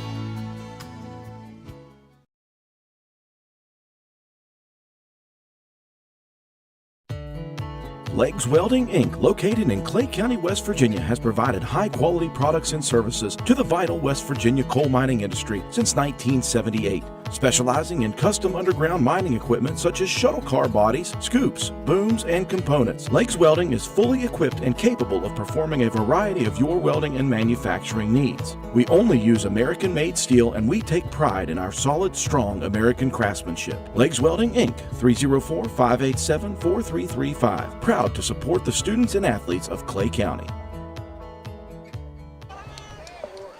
We're back on the field as the Hawks will take the field here, and the ball is at the 40-yard line. Need the 38 for a first down. We got the old trusty down markers ready and rolling here. Same formation. You have Harbert in the backfield. The handoff's to Tustin. He's got the first down at the 35, and he's taken down by Blake Coleman. And again, things getting a little chippy there. I don't think the Hawks like it when they're down here, and they're going to try to take it right back from us. Yeah, left side of that Hawks line, it looks like it would have been tight end Gabe Farrell, Levi Langford, Wyatt Kuntz on that left side of the line. Did a pretty good push. Who was that ran that ball? Was it Tustin? Got the first down there. Man, he's a tough runner. And those left side of that line's pretty big and strong and powerful. But first down here, win first down. Harbert, Tustin, and looks like that's number 2, Landon Ross now in the backfield. Handoff goes to Tustin again, and he just plows forward looking for someone to run into. Gain of about 6 on the play. 2nd and 4. 2 big of chunks on those runs, Dill, and we got to find an answer. We've seen that a lot. I don't know if you notice how low he stays to the ground when he gets the ball. He's staying low to the ground, following his blockers, and like you said, what was that, 7-8 yard gain there? Yep. Too much on first down, just too much. We're going to go big here as the bigger Luke Scarborough checks in for the smaller Cohen Ramsey. We're going to go to a 5. Looks like to plug up another gap here, and it's a handoff again. Same play, different result this time. No gain, maybe a yard. It's going to be third down and short, and you saw the difference there when we go to a 5. Not as many athletes, but we got more manpower in there to maybe make a play. Absolutely. You have more, like you said, gaps blocked up with the bigger guys in there, and it's third and short. I still think there's probably going to be 4-down territory, so they're going to use 2 plays to try to get the first down. You hope to just create a turnover or something here. Put the pressure on them and try to make them get it on 4th down. Don't let them get it on 3rd. Yep, Tustin, the second man in line behind Harbert, who is right at the hind end of the quarterback. It's a handoff. No, he's going to keep it. It's chased down, loss of about a yard. And lo and behold, it's 4th and 2. Who was that? Was that Nick Williams getting in there making a stop? Nice. Nick Williams chased him down. What a play here. You'll see it on your screen. Williams coming out of nowhere. I'm not even sure where he came from. Yeah, that left end or that right end there and just brought him down. Nick's such a physical player. Yeah, he wasn't giving up on that one until he got him to the ground. It's going to be 4th and 2 or 3, about 3 here. Got a big chance to get off the field. Surely we'll see Tustin here. I would key on Tustin here. He's the second man in line, number 12. Now they're going to hand it off. Now they're going to throw it. It's going to be a pass. Man. Caught. Delward caught it, or made the tackle there as looks like they've got an injury. Hopefully he's okay. It's going to be a first down deep in Panther territory right near the 10-yard line. And I'll tell you what, let's take a break as we'll be right back after these messages. Clay Family Pharmacy is your hometown pharmacy, serving Clay County and the surrounding areas with prompt, reliable service and a family-friendly atmosphere. We are open to serve you weekly. Our hours are Monday through Friday from 9 a.m. to 6 p.m. and we are open Saturdays from 9 a.m. to 2 p.m. Give us a call at 304-587-2123. Clay Family Pharmacy, proud supporters of all Clay County athletes.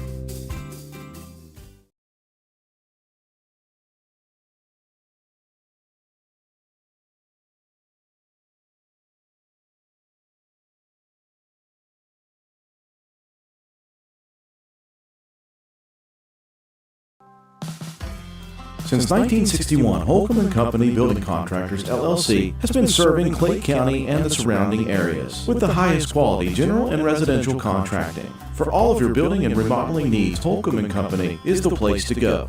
Whatever your needs, we can help you out. Metal roofing, shingles, siding, plumbing, kitchens and baths, drywall, paint, trim, and more. We are licensed and insured. Call Brian or Dusty Holcomb at 304-651-7287 or 304-651-7288. Holcomb & Company Building Contractors, LLC, West Virginia license number 010581. Good luck to all the Clay County athletes. I know, right? We're back as still an injured player down on the field. That'll give us a chance as we near halftime here. Panthers leading 14-8 with a minute and a half to go in the half. Our trivia question for tonight as we honor the undefeated 2000 Panthers team on the 25-year anniversary. The question is, how many shutouts did that Panther team have that year? And they didn't give up a ton of points, I'll tell you that, looking back at the scores. But how many shutouts did they have? And secondly, who was the leading receiver for that team? Well, Al, I'll be honest with you. The shutout one would be the tougher of the two for me. I really don't have any idea how many shutouts they would have had that year. That's a tough one. Now, the receiving one, we're going to be happy. Who was that walking off the field? Glad he's walking off. Coming off the field. I'm going to try to get a number here. Number 14. That would be Colin Seguin. Colin Seguin. He is the defensive back that plays over on Joel Elliott's side. Yep. So watch for that. Just something. Colin is a senior, 6'2", 180, so a pretty big kid. We certainly hope that he's okay and not seriously injured, but just something to keep an eye on from a football perspective as to who's out there on Joel Elliott.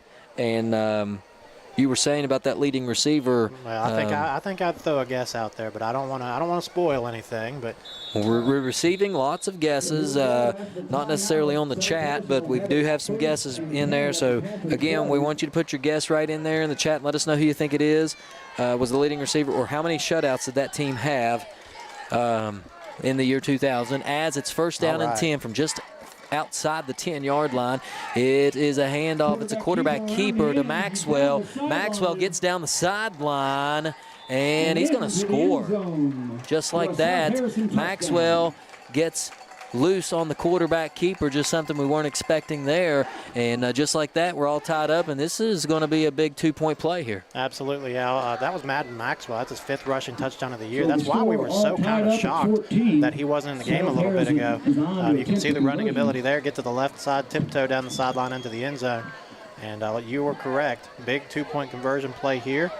If you hold them out, we'll stay tied. If you don't, we are behind with 1:10 to go in the first half. Huge play coming up here for both teams. And Maxwell will be under center with Tustin, the fullback. And just a regular eye here is Landon Ross is the tailback. It's a pitch to Ross.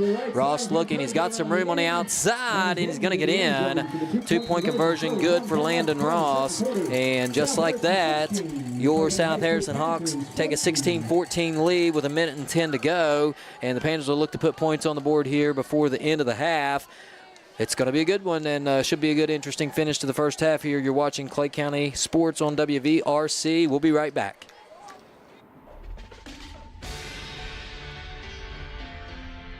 It's not just about saving up. It's learning what it means to earn something for yourself, a few dollars at a time. It's about earning your independence. Every deposit, every goal, every step closer. It's more than just opening an account. It's opening the door to what's next. People's Bank, working together, building success.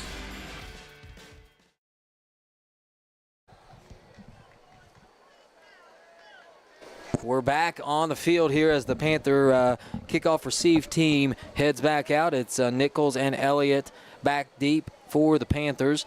And Dale, as the Hawks get ready to come out to kick this thing off, the injuries are starting to pile up here for South Harrison. I'm just looking down here below us, and I see Shepard Paul is gimping around a little bit, stretching out. Also, of course, we had Zane Harlow a little Zane earlier Harlow having trouble right now. And then, of course, 14 Collins Seguin. So the injuries piling up here for the Hawks, and that could play a big role in this game. You hate to see injuries on any team, as these kids work hard to try to get out there. And, of course, both teams having a good season. It doesn't look to be anything too serious, which is good. But wonder how effective those guys will be as they get back out there. And just something to keep your eye on here as the second half progresses.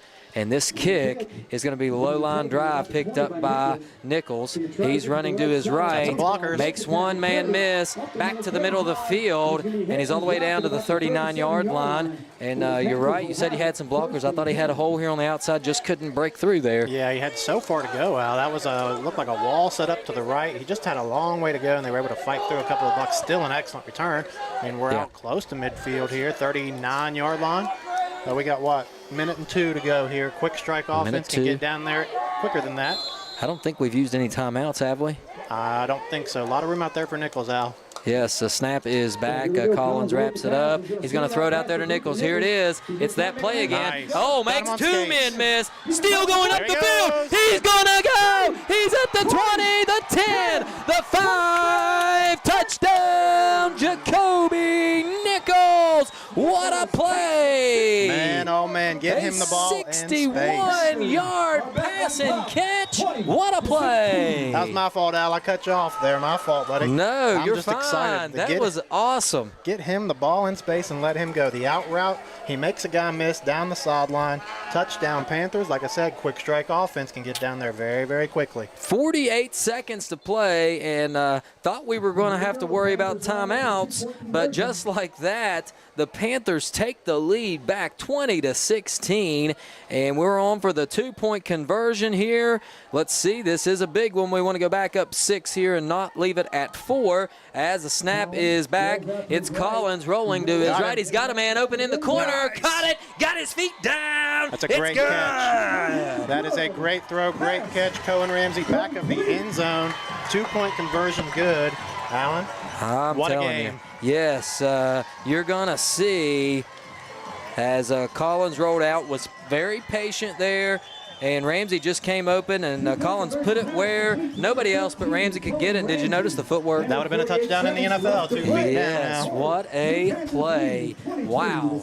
And we lead 22-16. That offense, you can feel it. That offense starts rolling, buddy. It's hard to stop, and I got to give a shout-out here. I know these receivers are doing great things, but how about the play from Cooper Collins at quarterback position?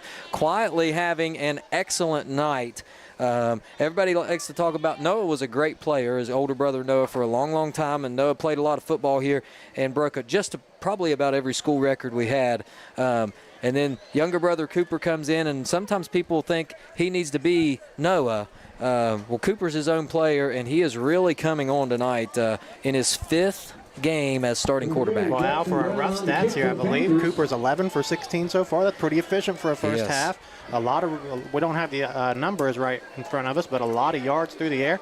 And I tell you what, get the ball to Nichols and Elliott, let them make a play. They're giving Nichols a lot of room out there, and he's making them miss on the left and the right side, wherever he's at in the formation.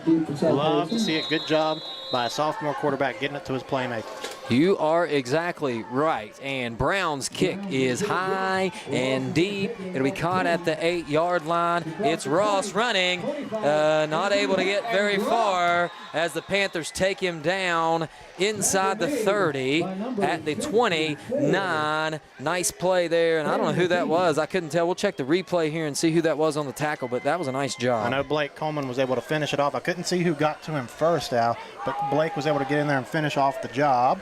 Looks like maybe Eddie Matheny in there, and Eddie Matheny making a play, and you saw Coleman ripping for that football. Absolutely. That wrestler mentality, good with his hands, and making a nice play. So South Harrison comes out here, and this is really a spot they're not really, built to do something like this. So don't rest, though. They can bust off a big run with the best of them. Yep. And a little misdirection there. Maxwell just going to keep it. Him down. Oh, this could be trouble. This could be trouble. Still breaking tackles. He's at the 40. Uh-oh, this is no good. 45 taken down by Blake Coleman at the 50. And that's just a broken play there as the Panthers kind of looking around saying, where's the ball? Yeah, 3 or 4 Panthers had a chance to get him down much earlier than we did. Maybe get him down around the 35 or 40, but he was able to get it out near midfield. 30 seconds to go. You're really fighting the clock here because you know they're going to run the ball. They don't look comfortable putting the ball in the air. They've completed 1 pass tonight. Yeah. So defense got to step up here. Don't let them get the big chunks on the ground. And their main target when they do go to the air, of course, went down there in Seguin a few moments ago. He's still over here on the sideline. We don't know if he'll be back the second half or not. And they're in that Maryland eye one more time as they'll pitch it this time to Ross. He's out to the right. 4-yard gain, a 3-yard gain. And South Harrison going to call a timeout. I don't know what their field goal range is here. But in a game like this, maybe they're trying to get in field goal range here. I don't know. I'm not sure, Al, but you'll take a 4-yard gain with under 30 seconds to go all day, every day of the week. Yes, and maybe one timeout left for the Hawks as Nick you see Williams dragged him down there from the back. Jacoby Nichols maybe Nichols even getting in there making a play. All right, good job, Jacoby. So to keep you updated here, there's 24 seconds to go here in the first half. It's been a back-and-forth game as the Panthers' offense coming alive here in this second quarter, and Jacoby Nichols making big plays.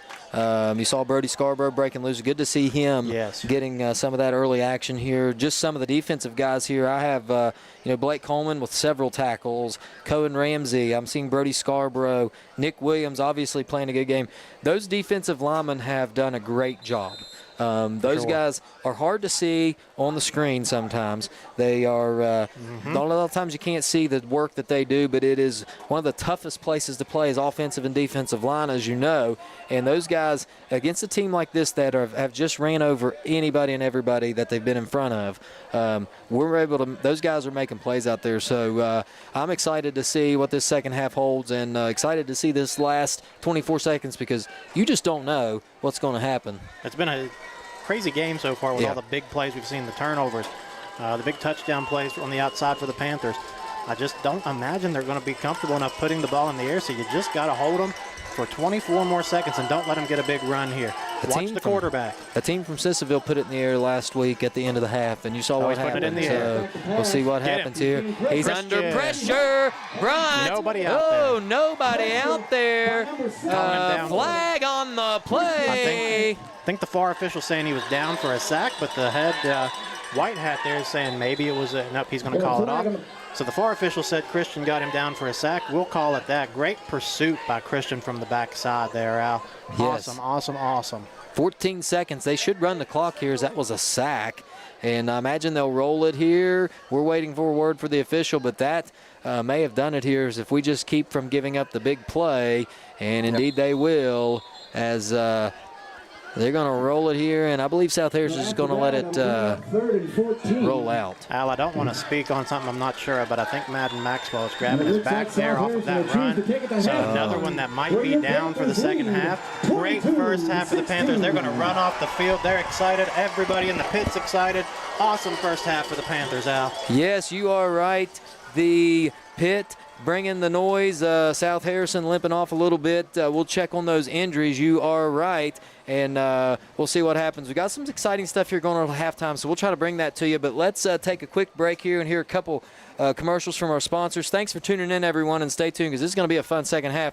You're watching Clay County football on WVRC Clay County Sports.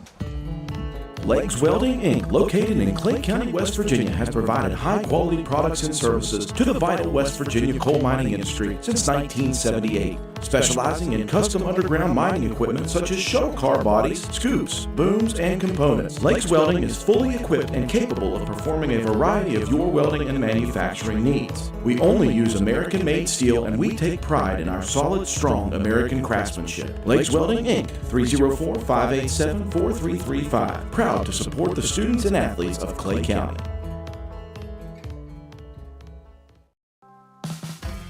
Since 1961, Holcomb & Company Building Contractors, LLC has been serving Clay County and the surrounding areas with the highest quality general and residential contracting. For all of your building and remodeling needs, Holcomb & Company is the place to go.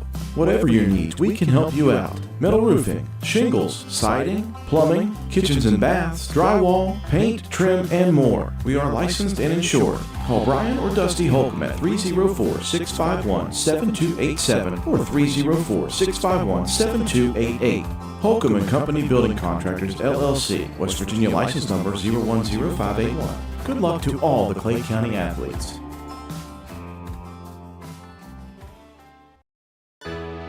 Escape the hustle and bustle of this busy life on a 250-acre private gated farm, Walker Creek Farms and Cabins. We have 9 rental cabins, 6 ponds, 6 miles of hiking trails, a playground, paddle boats, and more. Each cabin has plenty of privacy with a hot tub at each cabin, a fire pit, grill, hammock, and rocking chairs, and porch swings to relax and take it all in.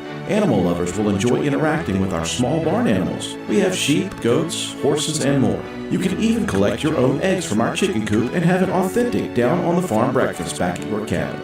Walker Creek Farms and Cabins. You can find us on the web at walkercreekfarms.com and book or on Airbnb. Call 304-286-5200 or 304-421-4392 for any additional information.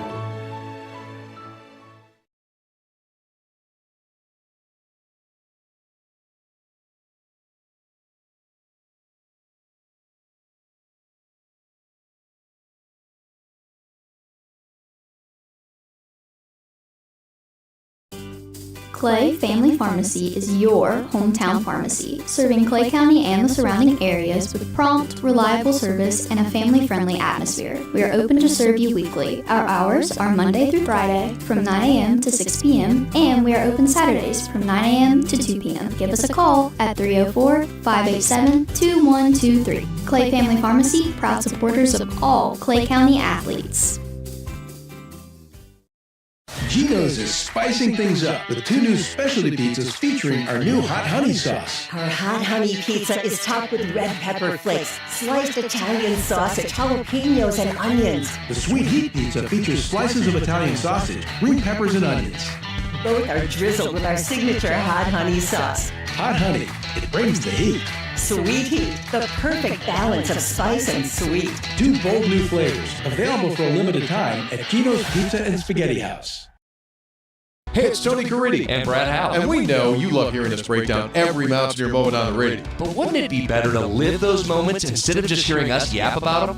Debatable. But anyway, GoMart's teaming up with WVU to give away the ultimate Mountaineer experience. You can walk the man trip with the team, snag VIP tickets, plus GoMart and WVU gear. To enter, scan the QR code inside the store. Find full details at gomart.com. And Brad, where do you go? Well, tell GoMart we're coming, and they better stock up with the Reese's Peanut Butter Cups.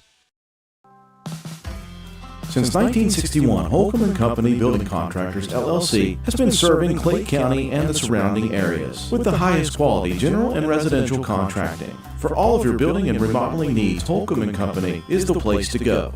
Whatever your needs, He is escorted by his wife, Alyssa Hodge. Number 51, Pat Morris, a guard and tackle. He is escorted by Chastity, Mahala, and Riley.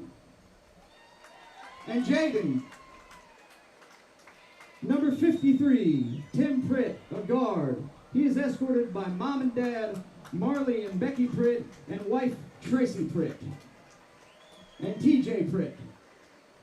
63, Donnie Peck, who is represented by Donna Pritt, Brad Lane, Raiden Peck, Kyler Truman, and Hunter Sizemore.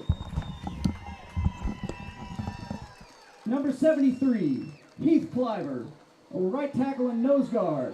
He is represented by Tucker Cliver, Sadie Cliver, Brooke Cliver, and Jackson Cliver. Number 90, Travis Woods, a nose guard, escorted by Gabby Koch. Now for the coaches of those players. First up, Coach Frank Clement. Next up, Coach Dale Buck Davis. Next up, Coach David Woods. Next up, Coach Damon Gross. And the Panthers were led by head coach Ron Sirk.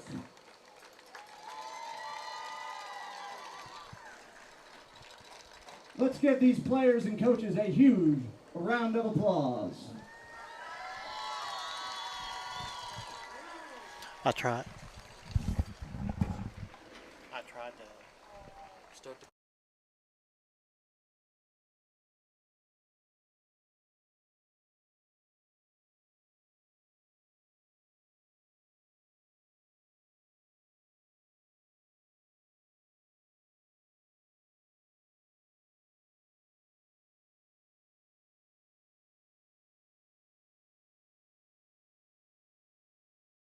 This is Andy from People's Bank. For over 120 years, People's Bank has offered products based on our clients' needs. I'm here to tell you, People's Bank offers loans for just about anything you have a need for. We have loans for ATVs, RVs, UTVs, motorcycles, cars, trucks, travel trailers, home equity lines of credit, unsecured personal loans, and more. Stop by People's Bank or give us a call, and we can tell you all about it. People's Bank, working together, building success. Member FDIC, Equal Housing Lender, NMLS number 617258.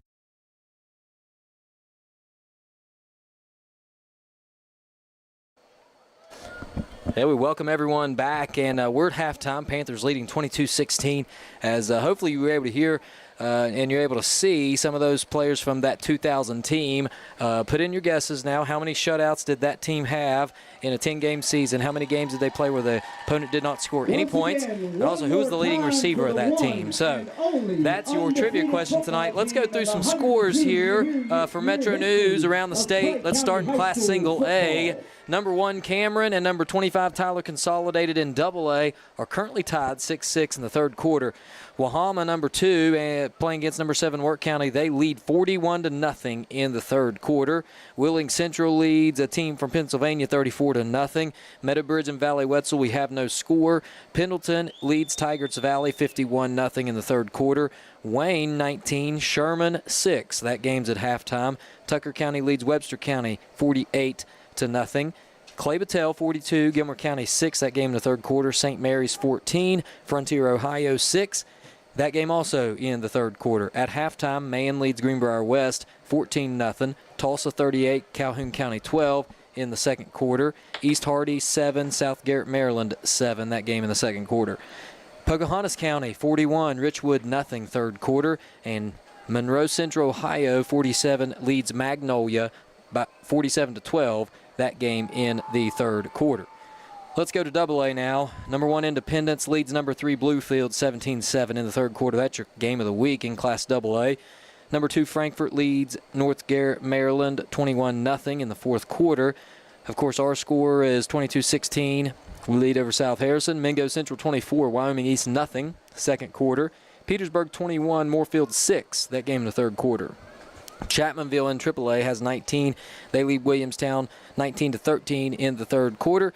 Philip Barber 18, Elkins 14. That's a surprise there, that game in the third quarter. James Monroe 12, Narrows, Virginia 8 in the third quarter. North Marion 21, Lincoln 10 in the third quarter. Midland Trail leads Summers County 7-0 in the first quarter, and Oak Glen leads Buckeye Local Ohio 15-0 in the third quarter. Dale, go ahead and take it away from Roane County. No, I'll do AAA. Al, if you want to do double A, sure? Yeah, I'll save your voice a little bit. Roane County leads Braxton County 32-13 in the third quarter. Liberty Raleigh and Buffalo we have no score for. Sissonville 21, Ravenswood 7. That game's at halftime. And finally in double A, Weir nothing, Harrison Central Ohio 24. In AAA, Dale, take it away. Yeah, well, I'm not trying to step on your toes. Just trying to save your voice a little bit. I appreciate it. Absolutely. For AAA, we got Princeton playing Graham, Virginia, the G-Men. Princeton ahead 13-7 at halftime. We have number 3 playing number 17, Bridgeport versus Robert C. Byrd. Bridgeport leads 49-0 at halftime. At halftime, we have Greenbrier East number 4 ahead of 4A number 7 Oak Hill 25-0. We have Nitro versus Ripley in the Metro News AAA game of the week. Nitro leads that one 42-0 at halftime. We have Herbert Hoover at Point Pleasant. Herbert Hoover had 33-0 at halftime. Capital has 14, South Charleston 6 in the second quarter. We have Kaiser on top of Hampshire 14-8. That's also in the second quarter. Number 14, Spring Valley, all over number 27, St. Albans, 41-6 in the second quarter. Pikeview ahead of Shady Spring, 28-6 at halftime. East Fairmont, 24-21 at halftime. Grafton is ahead of Berkeley Springs, 28-0. And Brooke County ahead of Lincoln County, 21-0 in the third quarter, Al. And for 4A, we're going to go there real quick. We have the Metro News 4A class game of the week. Morgantown at Spring Mills. Morgantown leads 21-0. It says that one's already in the fourth quarter. We have University ahead of Fairmont Senior, 21-14 in the third quarter. At halftime, Barnesville, Ohio Shamrocks are ahead 14-7 all over top of George Washington. In the second quarter, Wheeling Park beating St. Clairsville, Ohio, the Red Devils, 14-7. In the first quarter, Riverside and Parkersburg tied. I just don't think that one's updated, 0-0. We have Parkersburg South ahead of John Marshall, 34-0. Martinsburg all over Jefferson County, 32-6 in the third quarter. And Cabell Midland ahead of Hurricane, 41-7. That one is at halftime. There you have it, your scores from around the state of West Virginia. And one team I didn't see in there, maybe I just missed it. Did Logan play anybody tonight? I did not see that. This might be their bye week. That must be their bye week. Of course, Logan's who we will be playing here just next week as we travel all the way down south to Logan County. And we'll face the Wildcats in a battle of two teams who wear blue and gold. So it should be interesting. I think they like to throw it around a lot and do some different things. So we'll be back. I'll tell you what, let's take a quick break here, and then when we come back, we'll try to get you a few stats here and get you set up for the second half. Thanks again for watching. Make sure to share our feed on YouTube and Facebook to everyone you know, and watch this exciting second half. You're watching WVRC Clay County Sports. We walk through over 1 million doors in our lifetime, but only a few, when opened, truly make a difference in our communities. Like the small business owners, the hard workers, and the dreamers. At People's Bank, we believe that when the right doors open, anything is possible. People's Bank, working together, building success.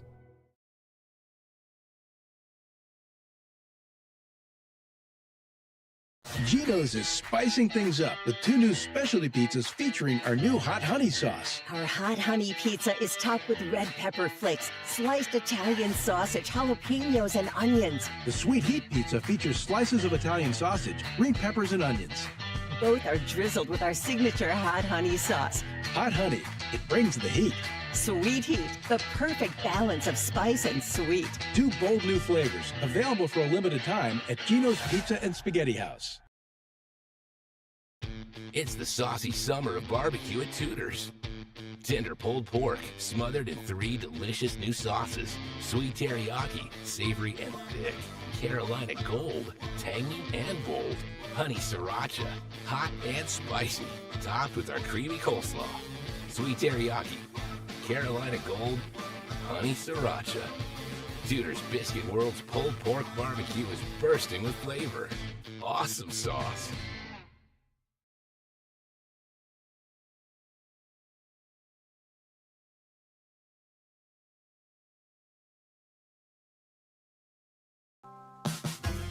Since 1961, Holcomb & Company Building Contractors, LLC has been serving Clay County and the surrounding areas with the highest quality general and residential contracting. For all of your building and remodeling needs, Holcomb & Company is the place to go. Whatever your needs, we can help you out. Metal roofing, shingles, siding, plumbing, kitchens and baths, drywall, paint, trim, and more. We are licensed and insured. Call Brian or Dusty Holcomb at 304-651-7287 or 304-651-7288. Holcomb & Company Building Contractors, LLC, West Virginia license number 010581. Good luck to all the Clay County athletes.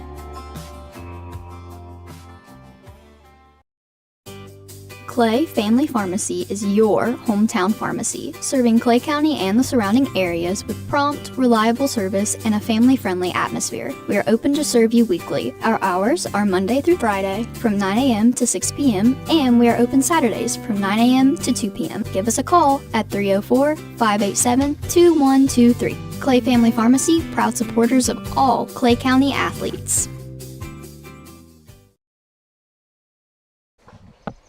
All right, Dill, welcome back. We're about 5 minutes from the start of the second half as the Hawks come out to warm up and trying to keep an eye on some of those guys that were injured in the first half. The injuries are starting to rack up for the Hawks here, so that could be a play role here. We'll see if they get back out on the field. As let's go through some stats here, Dill. I'm going to let you cover the defense. I'm going to go through some offensive stats here. First thing that jumps out at me, Cooper Collins, 11 of 16, 182 yards passing in one half. Yes. Pretty incredible stuff. That'll catch the eyes of a lot of people around the state. And then when you have those kind of stat lines as a passer, you're going to have someone in the receiving core that's having a big night. And, of course, that's been Jacoby Nichols with 4 catches, 129 yards, and 1 touchdown. So that's a big night for Jacoby. Cohen Ramsey adding 22 yards through the air.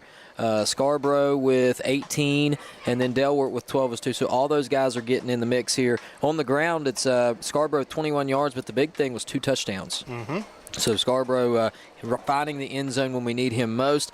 And then Collins, if you don't count we had the 13-yard sack right there at the end of the half, but before that, he had 14 yards rushing too. So I know that don't seem like a lot, but when you're escaping the pocket and turning 3-4-yard losses into 3-4-yard gains, those are big plays. So overall, felt like offensively we've played pretty well tonight. We have not turned the ball over, so good things to come. What about the defensive side? Well, I want to kind of hop off of what you were talking about on offense. I mean, talking about Cooper making some big plays on the ground, they've come at huge times. Maybe on a 3rd and short, he's able to escape and pick up the first down, or 2nd and medium, he's able to escape and get the first down.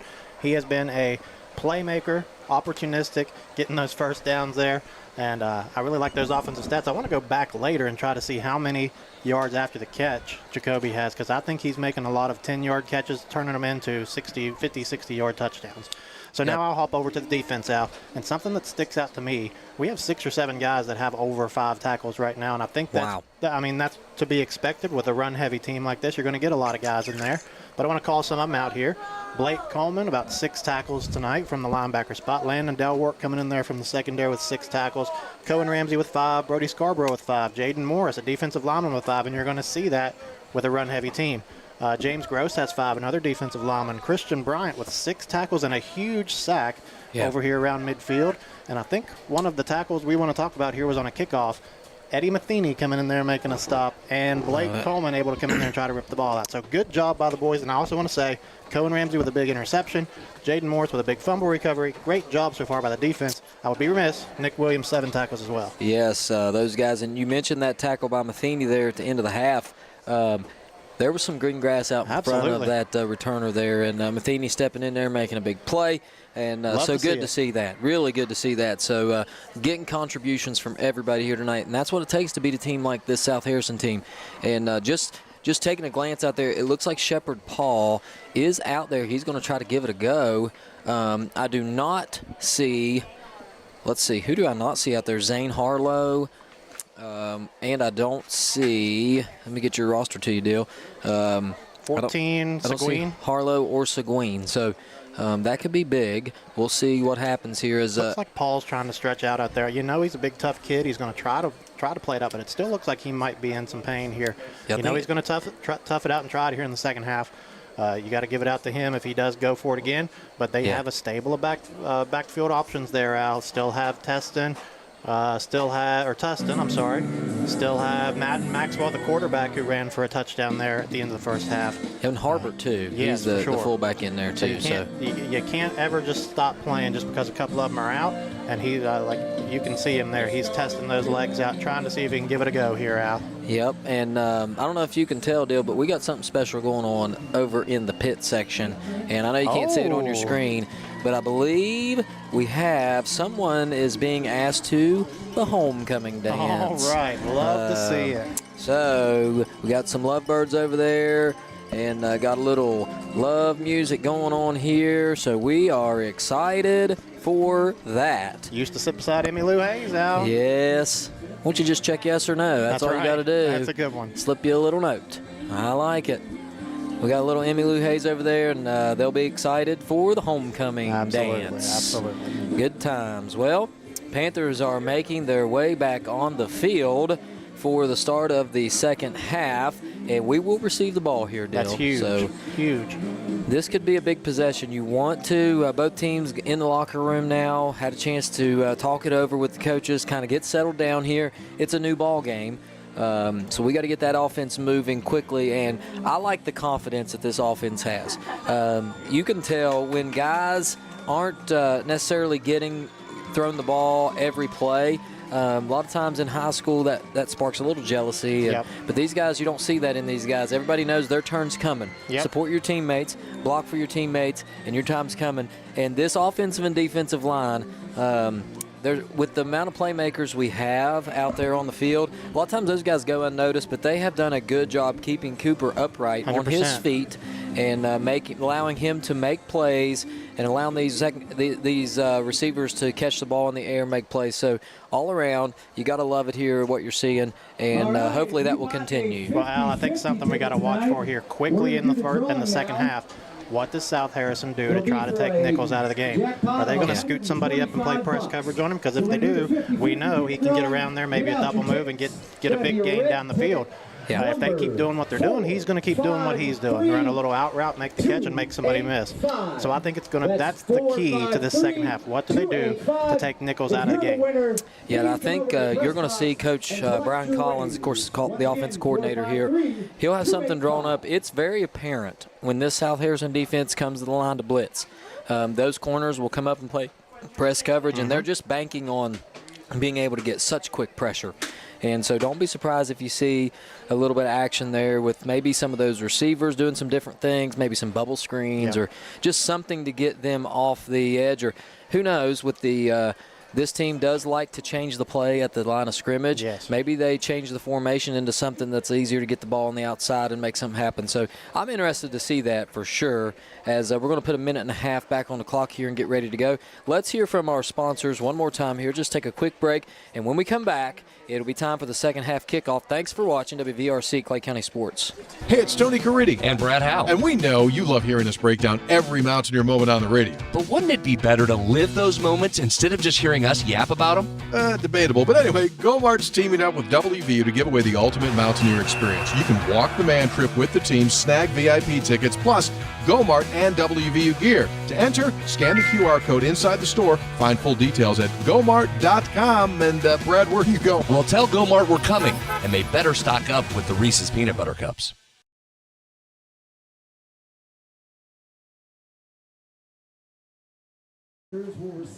All right, we're back and ready to go. The Panthers again will receive the second half kickoff, and injury-wise, we're pretty good. We're going to keep an eye on those big backs for the Hawks as they try to get those guys back out there. You said it. I'm sure that if it's at all possible, those kids are going to be out there and ready to go. That's just the kind of kids that it looks like this team is. It's the offensive style. It's their way they're coached, and they're good, hard-nosed football players. Tough group of kids out. Something I want to kind of mention here to watch out for. This would be prime territory for onside kick out of the locker room. You get geared up for the big return from Nichols in the back, and then they just kind of pooch one. Those guys up front have to be ready. Get your hands ready. They might not, but that could be a big turning point if they were able to do it and get away with it. Well, you say that, and last week we did it ourselves. Yes. If you remember, we onside kicked that thing very right off the bat, and nearly had it. The thing rolled 9 yards and just hit a wall. Absolutely. So we'll see what happens here. Just something to keep an eye out for. Anything can happen here early on, and it's anything and everything has happened here. We've had turnovers. We had long touchdowns. We've had hard-nosed football running it up the middle. We've had resource officers in the press box. Everything. We've had homecoming proposals. Absolutely. We've had it all, and so it is. We're getting ready to get set to go. And what we got? Something going on here? Oh, 50-50. We have somebody got a little 50-50 action going on. I'd have liked to bought me a 50-50 ticket. Well, if you can't get a 50-50 ticket, the next best thing is to buy a tennis ball and throw it into one of the hula hoops. Yes, the tennis ball challenge. I forgot. That's coming up. And nearly had a winner. Of course, when we found out it was Robert Boggs that nearly won, that was no surprise. Played for the Twins, didn't he? In the Twins organization. Former MLB player, professional baseball player. I think Coach Krajewski said we're going to move the hula hoops up a little bit, try to give some more people a chance at it. Okay. But we'll watch for that. All right, and set to do the kicking for the Hawks, number 51. That's Charles Langford. Langford going to do the kicking from the left hash. He's kicked it low and hard. It's an onside kick, Dill. You called it, and we picked it up. Nice. You just had that feeling, Al. Yeah. I don't think they can stop our playmakers, so they want to come out and get the momentum. Now look where we get to start with the ball. Good job by Nick Williams covering it up. We get about midfield here. I'm telling you, I'm watching to see who is covering Jacoby Nichols, because I don't think they can, Al. Yep, I think you're right. Looks like they're going to give him some space out there again. Watch that out route. Looks like it's the ninth. No, originally they had a ninth grader out there on him on the outside. Now they're going to move Maxwell, the quarterback. Over here, I don't see Seguin, and you've got 27, and I don't even have that number on here. Or is that 23? That's 23. 10th grader Braden Booth over here on Elliott. So that may be something to look for, too, early on, as Collins will take the snap, immediately goes into the flat to Delwart, unable to make the play there. That short throw come up a little bit short. It's going to be second down and 10 after that play. Not a lot going on there. The receivers all ran short routes. Cooper tried to get it to Delwart, just nothing there. We'll live to play another down, second and long. Try to get it to your playmakers again. Looks like they're stuffing up that middle with the linebackers, so it's going to be tough to get Scarborough through the middle. We got the playmakers on the outside there. They're bunched in here, Al. It's a 7-man box for the Hawks. A lot of room on the backside. Oh, my. Look at all that room out there. Panthers are kind of a stacked formation here, and it's a reverse to Elliott. Elliott going to cut it up inside, and he just came up short. He's going to lose 3 on the play, but, man, he was a tackle, 1 man away from making a play there. Who was that on the tackle? I couldn't see the number, maybe number 20. Farrell. 20's Gabe Farrell, the junior, been a factor all night long on defense, and immediately it's third down and long for the Panthers. You'd like to get something going here where you could get it in a position to go for it, but if nothing else, don't turn it over here. Play the field position game, get your defense back out there and get a stop. It's ace formation now for the Panthers. Scarborough, the back flank to the right. Snap is back. Collins looking to his right. Now he's going to roll to the right. He's going to throw it over to the sideline just a little bit high and out of bounds, intended for Elliott. And it's going to be fourth down. Not the start we were looking for here, but let's punt this thing away and play defense and maintain that lead. Play steady football. Just a tough throw there on the run for Cooper to try to get out there. Joel can jump and make a lot of catches. That was just a little bit out of his range. You're right. See if Jackson can get out of here and flip the field, get that defense back out there. And I see Shepard Paul coming in there up front for South Harrison. So he must be feeling good enough to go out there and make a play. Yeah, going to play a little defense here, or offense here, maybe. So we've got a equipment malfunction maybe here as Matheny will check out and Coleman will check into the game. Brown will stand at his own 31-yard line to punt this ball away. Snap is good. The kick is high, and it's a good punt. It'll hit the ground at the opposing 34-yard line and take a slight roll. Where do we pick up at the 31? And that's where the defense will come back out onto the field. And looks like we're going to transition pretty quick here, so we'll keep it here. What does this defense have to do now early on to take the momentum back? I think we got to do the same thing we did at the end of the first quarter and the whole second quarter, which is hold them on first down, make them uncomfortable in second and third and long, try to make them put the ball in the air. They had one completion in the first half. It was a big one, but they do not feel comfortable putting the ball in the air. So the defensive linebackers got to come in there. Even Elliott. Who do we got in the safeties there? Delwart maybe? That's Delwart and Ramsey. Yeah, get up in there and make some plays.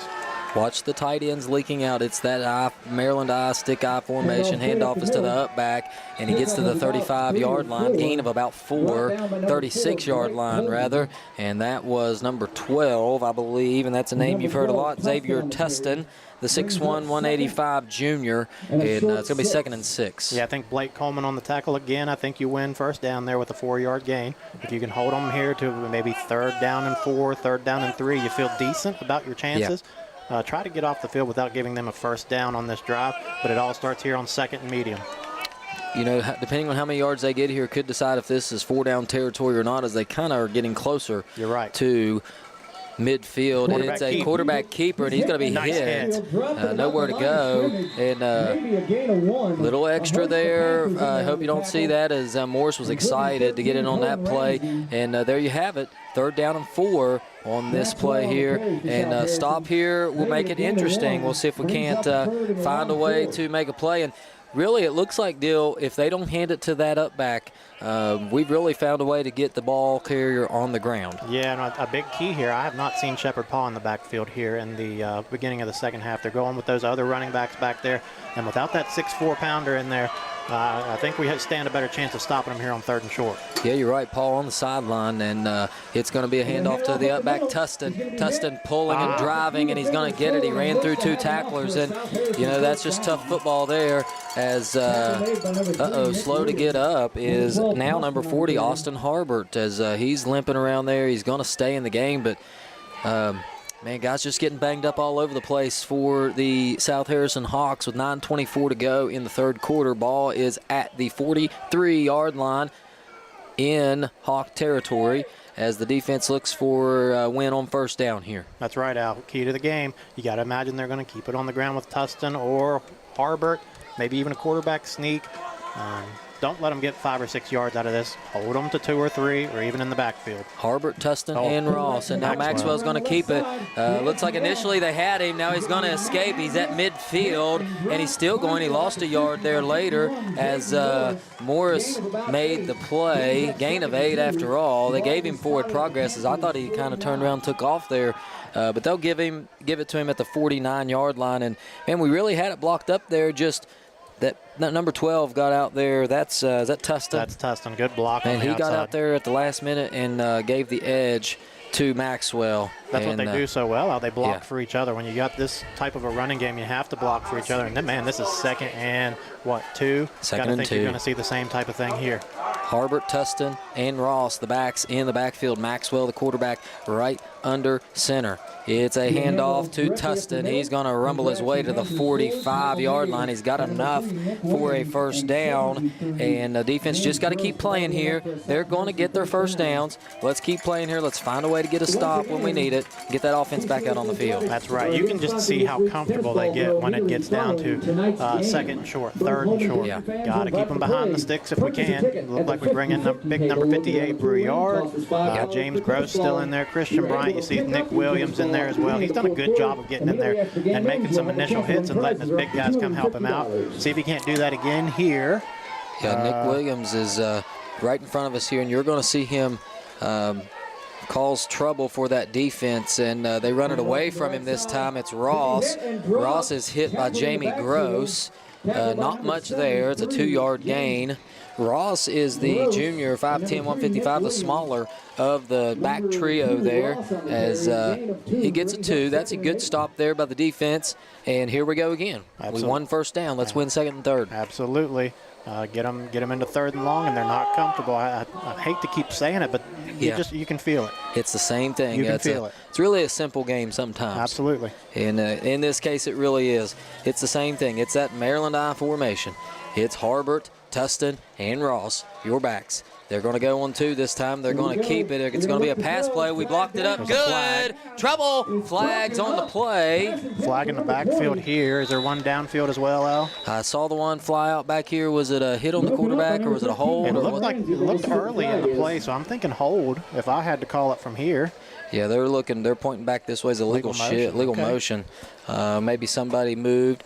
They're going to replay second down. Well, now they're really uncomfortable on second and 13 here? Second and 13, and they do not like to operate here.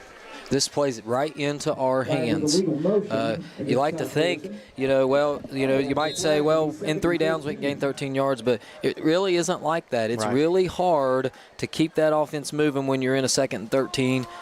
Just does something a little different. It just looks different. So we'll see what happens here as we are going to bring you your answer to your trivia question real soon. So put your last-minute guesses in. How many shutouts did that 2000 team have? As it's the same formation. Maxwell's going to keep it to the right. He snuck through. Okay, we'll take that. Gained a few. Brody got him down. Ball at the 44, and it's 3rd and long. This is what we want, 3rd down and long. And when you make teams do this, penalties will happen. So you like to see that there. Good play on the defensive side. That was Scarborough making the tackle. And now checking in, we're going to go a little smaller here. That's Canfield Matheny. Keep your eye on Canfield there, 52 on that left end. A lot of energy, a young kid. Yes. Very strong, a 9th grade kid. Don't be surprised if he makes a play here when you need him most. Just an athlete. You can feel it. When you watch him play, you just know something's going to happen. So here we go. I formation. It's a handoff to Tustin. Tustin not able to get there. He's going to get a little closer.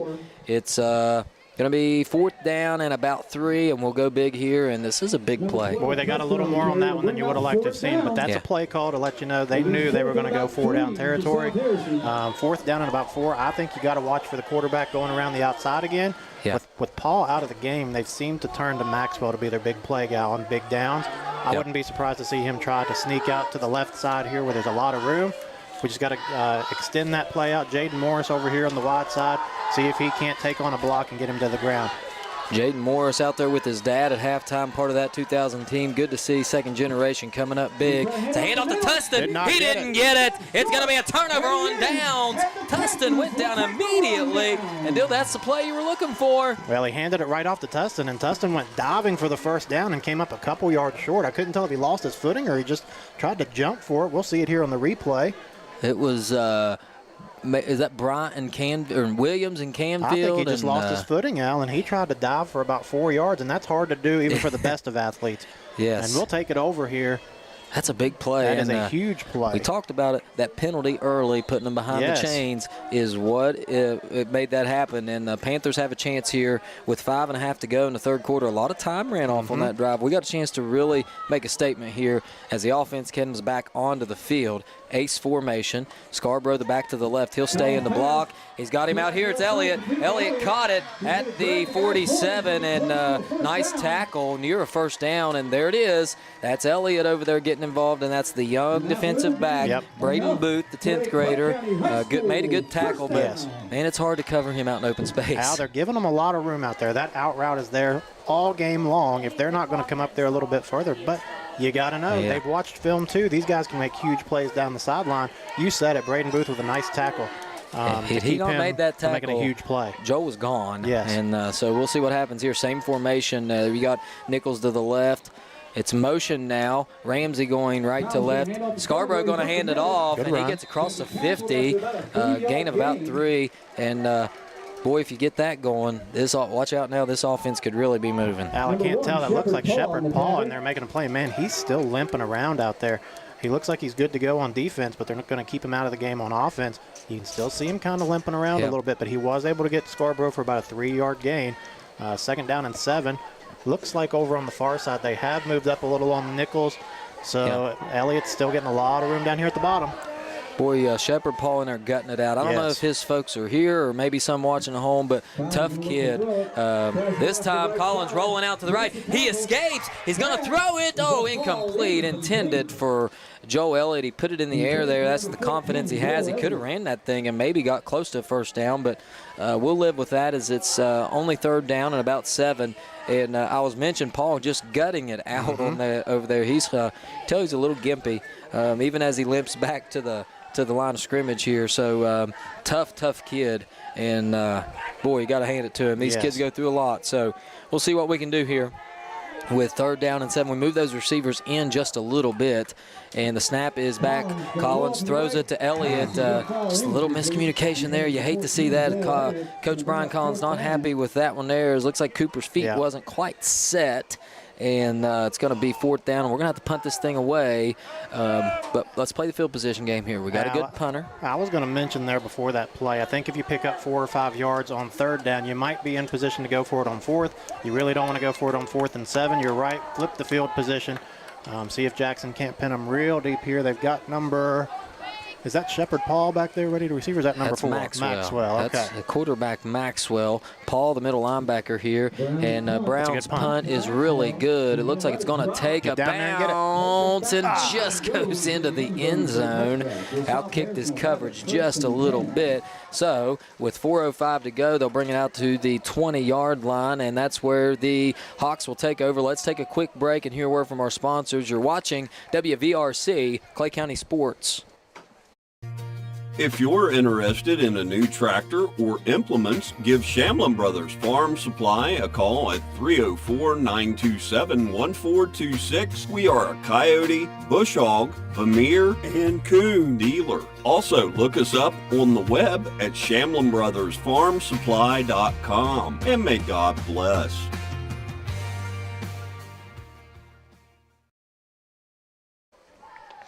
We're back, and the Hawks again in that Maryland I formation as it's going to be Maxwell to throw. He's under pressure, caught by Tustin. Tackle made by the linebacker, Blake Coleman. 2-yard gain, you'll take it there, Dale. Absolutely, that's a win on 1st down. Looked like they had number 20, Farrell, kind of breaking loose down the seam. But that's a tough throw rolling to his left. You'll take a 2-yard gain on 1st down every day of the week. Win on 1st down. Now let's win on 2nd down like we've said all night long. That Blake Coleman, the linebacker there, hard-nosed linebacker, but athletic in his own right and can get out there and chase those guys down. So that's a good play there by Coleman.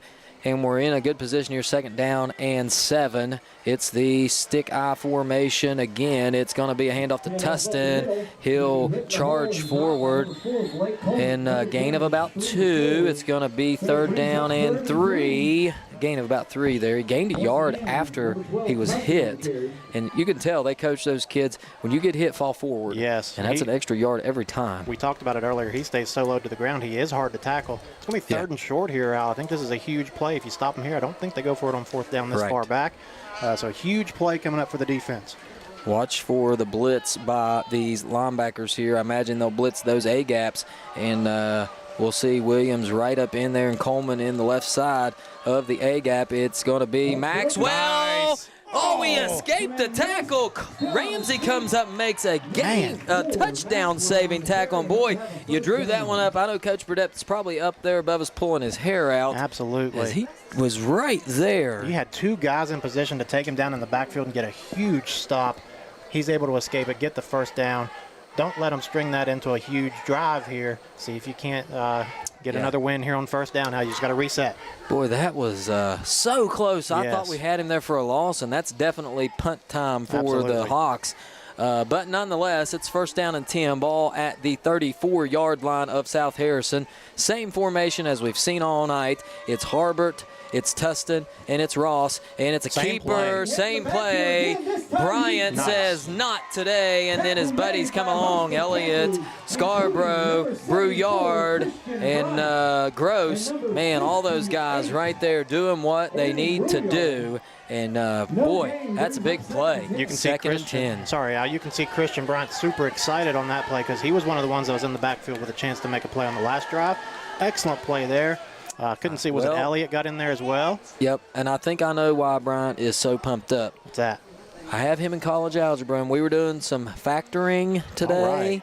Difference of cubes and sum of 2 cubes, and that just gets anybody excited. And he used that math formula to get into the backfield there, I am sure. I saw him calculating it there, and it's a handoff to Tustin. He's tripped up, falls forward, gain of 3. Good third down and long here as Williams was in there, gets up a little slow. It's going to take a lot more than that to keep him out of the game.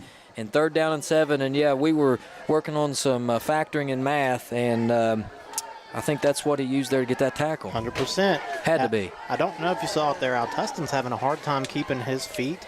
Yeah. He's diving before he even gets hit, and now it's going to be 3rd and long, and they're not comfortable here. Let's see if your little math factors can't get Christian Bryant into the backfield again here on 3rd and long. Bryant may be a factor. Yes. On this play. I like that. As you're right, Tustin just trying to stay solo. He's going down early. As it's going to be a handoff to Tustin. Oh, we got loose all the way out to the 49, and that's a tough one there. You hate to give that one up. That's not what we wanted to see. He was able to keep his footing on that one for sure and get through that hole in the middle, pick up another 1st down. Still, though, I mean, they haven't crossed midfield. You're still in good shape. You're up by 6 with what? This 3rd quarter is going super fast, 37 seconds to go. You'd love to stop them here. Let them get another 1st down. They're going to be able to flip the field, probably, at the very least. Run that clock and get a stop here, yes. It's going to be stick-eye formation. What's the the scoreboard was kind of blinking there for a minute. That's not good. Tustin again falls forward, gain of 3. Scoreboard blinking. I think we're good now. It's back to its normal self. Just checking things out there, and that's how the 3rd quarter is going to end. Nobody's scoring here. It's a 22-16 ball game. We're 8 minutes away from finding out who's going to make the big play. It's going to happen. Somebody's going to make a play one way or the other, and that's going to be the team that comes out on top here. So we'll see what happens. Let's take a quick break, and we'll come back for the start of this 4th quarter. Thanks for watching. It's WVRC, Clay County Sports. We walk through over 1 million doors in our lifetime, but only a few, when opened, truly make a difference in our communities. Like the small business owners, the hard workers, and the dreamers. At People's Bank, we believe that when the right doors open, anything is possible. People's Bank, working together, building success. We're back, and it's time to reveal the answer to our trivia question. Dale, I know you've been on pins and needles. Absolutely. We had a couple correct guesses for the leading receiver on that 2000 team. It was JD was guessing, and is Brandon Nottingham was guessing. Was the other one. Those guys were right. It's Jared Douglas. Jared Douglas was the leading receiver on that 2000 team. The number of shutouts we had 3 shutouts that year. 48-0 Tug Valley, 27-0 Ravenswood, and 35-0 against Richwood. But Dale, listen to this. We had 3 more games where we gave up 6 to Braxton, 40-6. Calhoun, we beat them 40-6, and we beat Tucker County 34-7. So you're looking, that's 6 games where you give up 1 touchdown or less. And you got to wonder how many of those are late game scores. You don't know when you pull your starters out of the game. You never know. But 37-10. Yep.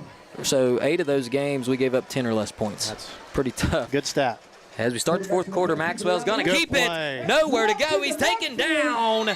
Nice play. Christian Bryant, Joel Elliott becoming factors. Yes, Alan, I love it. There. And loss of.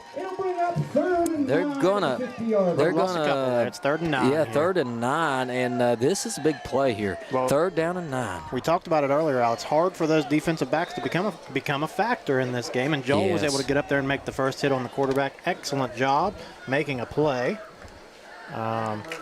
Al, I saw coming out of the break here a little bit ago, some of those South Harrison guys were drinking pickle juice and getting some mustard squirted on their tongues. We must have some problems with some cramping here. Oh, yes, some cramping as they're in that.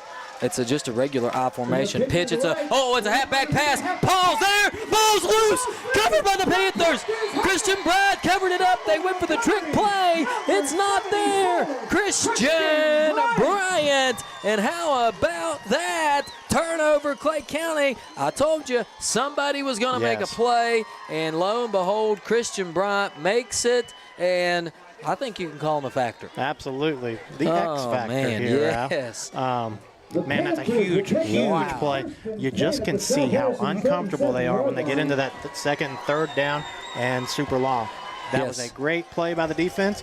Now, what are we at? Under 12, about 11 minutes to go here. See if you can't run some clock here. Yeah, you would like to get some easy completions run the clock. Of course, our offense seems to pass a lot, and that's hard to run the clock sometimes when you're passing it. But let's see if we can get Scarborough involved here. And you'd like to see a score here, and that really helps us. It's an easy pass to Elliott. Elliott running to the outside. He's going to be taken down. A good pursuit there by the Hawks. That was number 51, Charles Langford, the senior, the big senior, 6'2", 205, chasing him down there from the linebacker spot. And not many kids will do that nowadays. But loss of maybe a half yard. We'll call it second down and 10. 10:40 to go here in the game. And you'd like to see the clock run. And a lot of those guys that play on that defensive line are over there on the sideline right now, getting a nice little break, gearing up for us another. We're going to have 2 more stops here. For sure. Let's hope we can score so that we can have a little comfort here as Collins is in the shotgun. Drops back to pass, looking. He's going to step up. He's got room to run. He's at the 35-30, runs out of bounds. Just enough for a first down. Are they going to call him short? Wow, a little bit short. It looks like they're going to spot him here. I thought he got it. He had the ball in his left hand, which would have been there. But 3rd and 1, surely we can pick up a yard here. You hope so. 10-12 to go. Got to think you got 2 plays to get it here, Al, if we're calling it correctly. Yeah, this is a little bit scary here because you hate to see like something quirky happen. So let's just do something here to get a yard here and let that clock run, and we're right where we want to be. We're dangerous in this deep in the territory of the Hawks. And Collins in the shotgun. Guess they're going to go on 2. Snaps back. He's going to throw it. He's got Elliott. That's Nichols, rather. Caught. First down. A little bit of extracurricular. Kane Atha being pushed down there and got another injury. And yeah, I think it was the extra little shove there on Atha that he did not take too kindly of. And boy, that's a thigh cramp. See that leg straight down. Absolutely, yep. And he's going to try to stay in the ball game now. Yeah, there's no way. I'd be running for the hills. I wouldn't be running anywhere. I'd be laying down. That hurts. These kids are tough. I'm telling you, they just get up and limp off. That's a huge play there, Al. Quick throw to Nichols on the outside. Get the first down. That is huge. Keep the clock running. Yes. That was Jacoby Nichols on that catch. And ball is on the left hash as there is 9:54 to go. Got some cookies here, Dill, if you want some in this close game. All right, might have to break one out here in a minute. Out of the way. I saw some coleslaw down in there, too. Oh, man. And it's going to be Panthers running that clock, play clock all the way at 30, and you like to see this. No hurry at all. No hurry at all as the Hawks are just biting at the bit. You can see. Yes. Do you go on 2 here, Dill? Get them a little offset? I wouldn't mind that. All right, play clock's down to 15, and now we'll get set as Cooper comes to the line. Collins will look at the box and decide what the play call will be. And it's a snap. It's a handoff to Scarborough. Nowhere to go. He's going to be taken down right at the 24-yard line. No gain. Gets back to the line of scrimmage. Second down and 10. 9:05. That clock continuing to run. Panthers trying to nurse the clock a little bit while at the same time put a gut punch here in on South Harrison and score, as that's a 6-point game. Alec, I'll tell you something I'm thinking about here, and you tell me if I'm wrong. If we can't pick up 7 or 8 yards here and get it to 3rd and short, are we in field goal range? Try to make it a 9-point game? You know, I think we've done enough of these games that this happens. I was just thinking myself, 6-point game turns to 9 if we can make a kick, and that's huge. As Collins under pressure. Going to throw it up. There it is. Caught by Elliott. What a play! We talked about it out there against a younger defensive back, and that is a big-time play by Collins and Elliott, 2 sophomores making big-time Friday night plays. And, boy, you love that. And I definitely think we would be in field goal range here, but I'm thinking we're in touchdown range. Absolutely. You don't want to have to worry about it. Try to punch it in here. But, man, Cooper did an excellent job of escaping a little bit of pressure and just tossing it up for his playmaker. And You could tell Elliott had the ball all the way. Yes. Boxed out that defensive back like a basketball player, went up and made a nice catch. First down, Panthers. He stood in there in the face of a defensive lineman and made that play. Yes. So we'll see. He's got the out route here. Oh, Collins to Nichols nearly made a nice catch and maybe even a better defensive play. I can't tell who that was out there. Looks like that is number 1. Is that Landon or is that Paul? Shepherd Paul out there. Shepherd Paul. No, that's Maxwell. Correction. On the coverage. And Dill, I know we keep saying it, but he's limping around out there now. Tough. Definitely nothing to call there on that last catch by Joel Elliott. He went up and made a play. I love it. Yeah, that was a good. That was just good receiver play there. Absolutely. As both kids turned around and Joel just going for the ball first, made a nice play, and it's 2nd down and 10, 7:56 to go. Panthers driving deep in South Harrison territory. There he is, slant pass, touchdown, Joel Elliott. Panthers lead by 12, 7:52 to go. You gotta love it. Al, there was definitely no push off on that play. Joel got a nice release off the line, made a nice catch for the touchdown. That's going to make it a 2-score game. 28-16, your score. Panthers lead by 12, and in this kind of ball game, that feels much more comfortable than if that's the opposite end. If we're down 12, as we can score quick. But this South Harrison team likes to run it, and we're going to kick an extra point here, I believe, as we're going to change it quick. 8 seconds to go. I think we're going to have to call a timeout here. Yeah, I think so. 3 seconds on the play clock. We'll see if we call a timeout. Yeah, we're not going to be able to do anything here.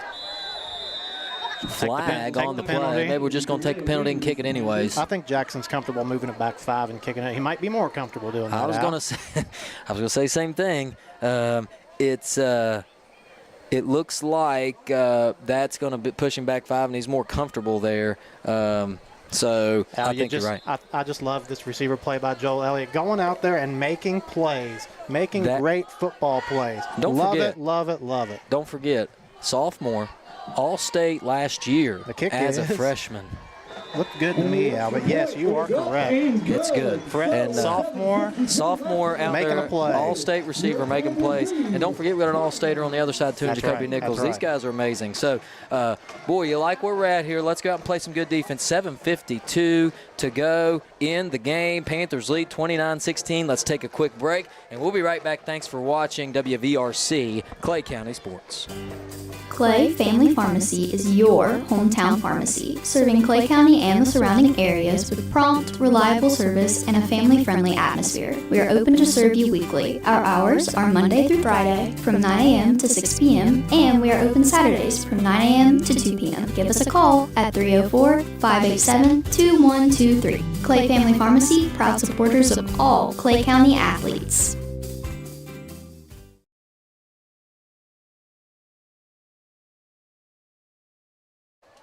We're back here at Bradley Field. Panthers, number 16 Clay County Panthers, that is, leading number 4 South Harrison 29-16, a 13-point lead as Jackson Brown, the senior with the big leg, will be set to kick it off right from the 40. And onto the field comes the South Harrison Hawks.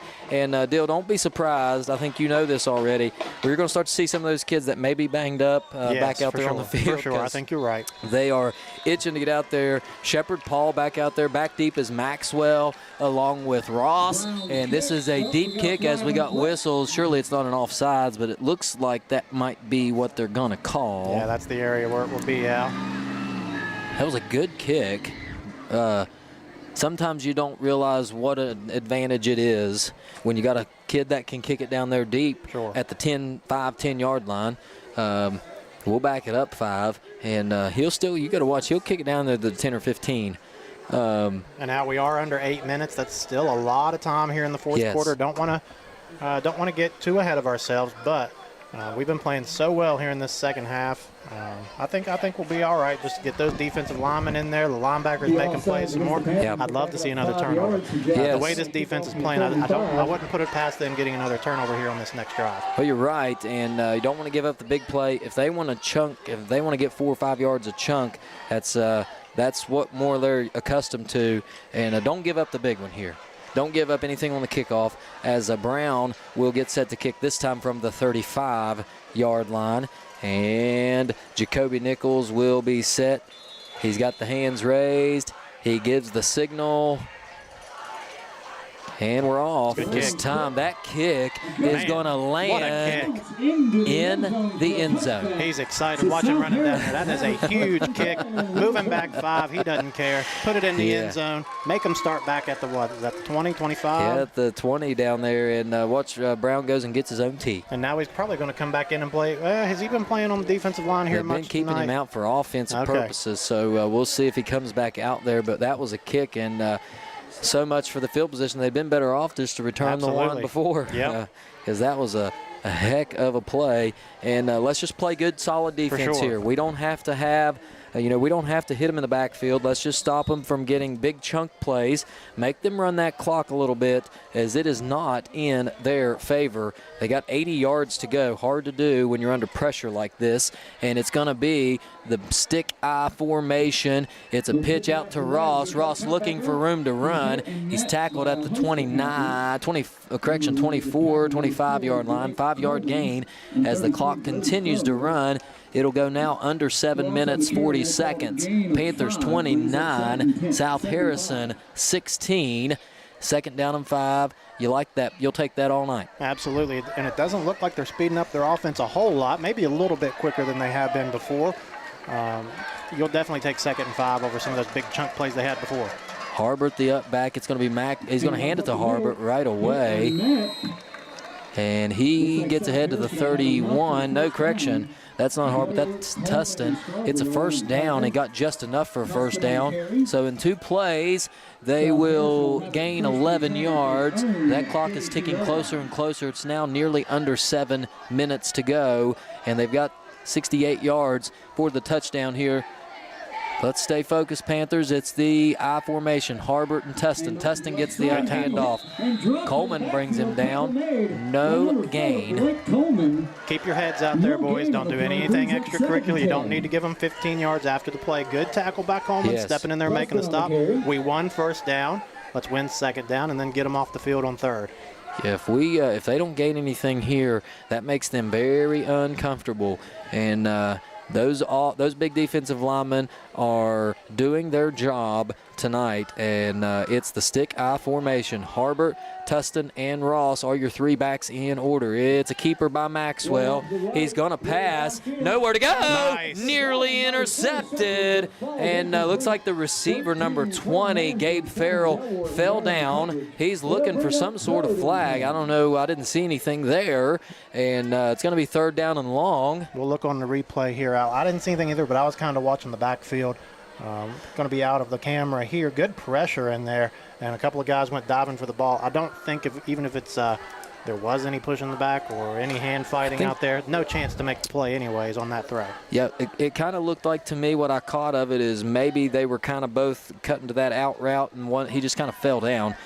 So it's 3rd down and long, not the comfortable spot they want to be in. Let's not give up anything in the air here. It's a handoff right up the middle to Tustin. He's going to gain about 2. That's not going to be near enough.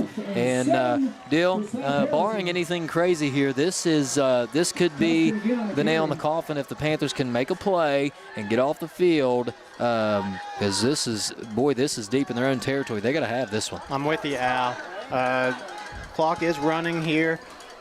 Maybe the biggest play of the game, would you say? I would say to this point, this is the biggest play of the game. The ball sits at the 35-yard line. They need the 42 to get a first down. It's 7 yards. They're in the stick I formation. Harbert now is the second man. Motion out. It's going to be a pass. Williams under pressure. He goes down. Sack. Turnover on downs. Panther football. Nick Williams, Al, you talked about him earlier, making those swim moves, getting to the backfield. What a play by the undersized defensive lineman, getting a sack. What a play, Al. Yes, and nice job there. Williams got right in, and then Bryant coming in to clean it up, and boy, there was no chance. And when you make this team do things they're not comfortable doing, it plays right into your favor. We talked about it early on in the pregame. We have to do the things we're good at and make them uncomfortable, and Yes. that's really what's happened here, especially in the second half. Absolutely, yeah. Play mistake-free football here on offense, and you're in pretty good position here with under 6 minutes to go. Not Let's, locked up yet, but you're in pretty good spot. Yep, let's run Scarborough here. He's got a hole. He's at the 35, breaking a tackle, still on his feet, hit his knee. Oh, deal, that was nearly excellent play. Gained 7 on the play. He could have had a touchdown there, but his knee hit the ground. And, go ahead, buddy. We've talked about winning first down on defense. I think you won first down there by picking up 7. The clock's going to continue to run, and we can do anything we want here. I'd imagine we keep it on the ground, but, man, those quick passes to those playmakers have been money all night long. Yeah, just don't turn it over at any point, and you're good here. We're up 2 scores with 5 minutes. We're nearing 5 minutes to go here in this fourth quarter as your Panthers looking to knock off number 4 undefeated South Harrison. Split back formation. Coleman now knows it's going to be the scissors play to Scarborough, and this is where a good running back comes into play here as Scarborough charges forward, holds that ball with 2 hands, maybe gained a yard, but more importantly didn't fumble it and continued to make positive yards here.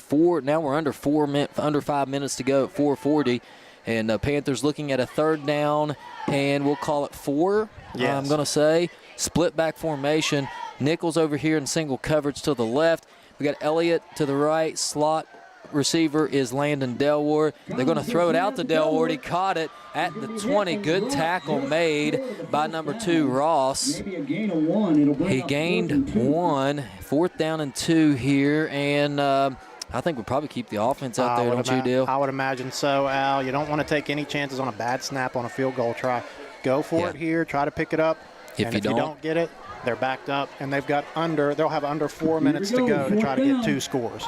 Yeah, this could be a big play. If we get this, we may be able to run this thing out. If we don't, did he jump? They're not going to give it to him, and we may not even call a play here. Call a timeout, I would imagine. No, they're going to call something here. Let's see if they go on 2 again. I think they probably will here. Oh, they're going to go. It's going to be a pass. He's got a man out there. Snellwood, he caught it. He's going to have a first down. Back to the middle of the field. Oh, we dropped the ball. I think we might have gotten back on it there, Al. Oh, did Big play by Jacoby. it? Yes, he's got it. We did get we got a player down here. That's Delward. We hope he's okay. I think he might have hurt himself on the last one, Al, and tried to stay in the game. Hopefully just a cramp. We don't really know, but you're right, he is down. Yeah, let's go to a quick break here. We did recover that fumble. Let's go to a quick break, and then we'll be right back after this. We walk through over 1 million doors in our lifetime, but only a few, when opened, truly make a difference in our communities. Like the small business owners, the hard workers, and the dreamers. At People's Bank, we believe that when the right doors open, anything is possible. People's Bank, working together, building success.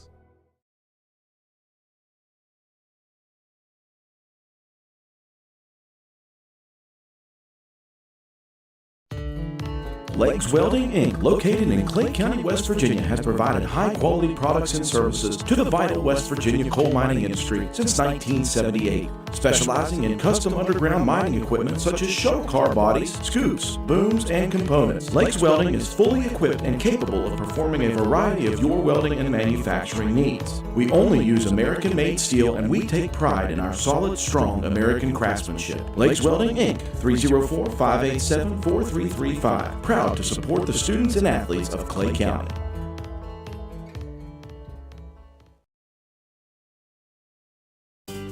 Clay Family Pharmacy is your hometown pharmacy, serving Clay County and the surrounding areas with prompt, reliable service and a family-friendly atmosphere. We are open to serve you weekly. Our hours are Monday through Friday from 9 a.m. to 6 p.m. and we are open Saturdays from 9 a.m. to 2 p.m. Give us a call at 304-587-2123. Clay Family Pharmacy, proud supporters of all Clay County athletes. Escape the hustle and bustle of this busy life on a 250-acre private gated farm, Walker Creek Farms and Cabins. We have 9 rental cabins, 6 ponds, 6 miles of hiking trails, a playground, paddle boats, and more. Each cabin has plenty of privacy with a hot tub at each cabin, a fire pit, grill, hammock and rocking chairs, and porch swings to relax and take it all in. Animal lovers will enjoy interacting with our small barn animals. We have sheep, goats, horses, and more. You can even collect your own eggs from our chicken coop and have an authentic down-on-the-farm breakfast back at your cabin.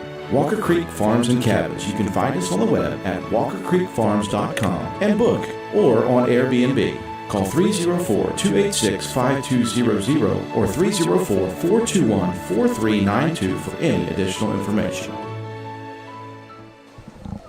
We welcome you back here to Bradley Field, and Landon Delward, after that catch, is up and walking off on his own power. Good to see. Love it.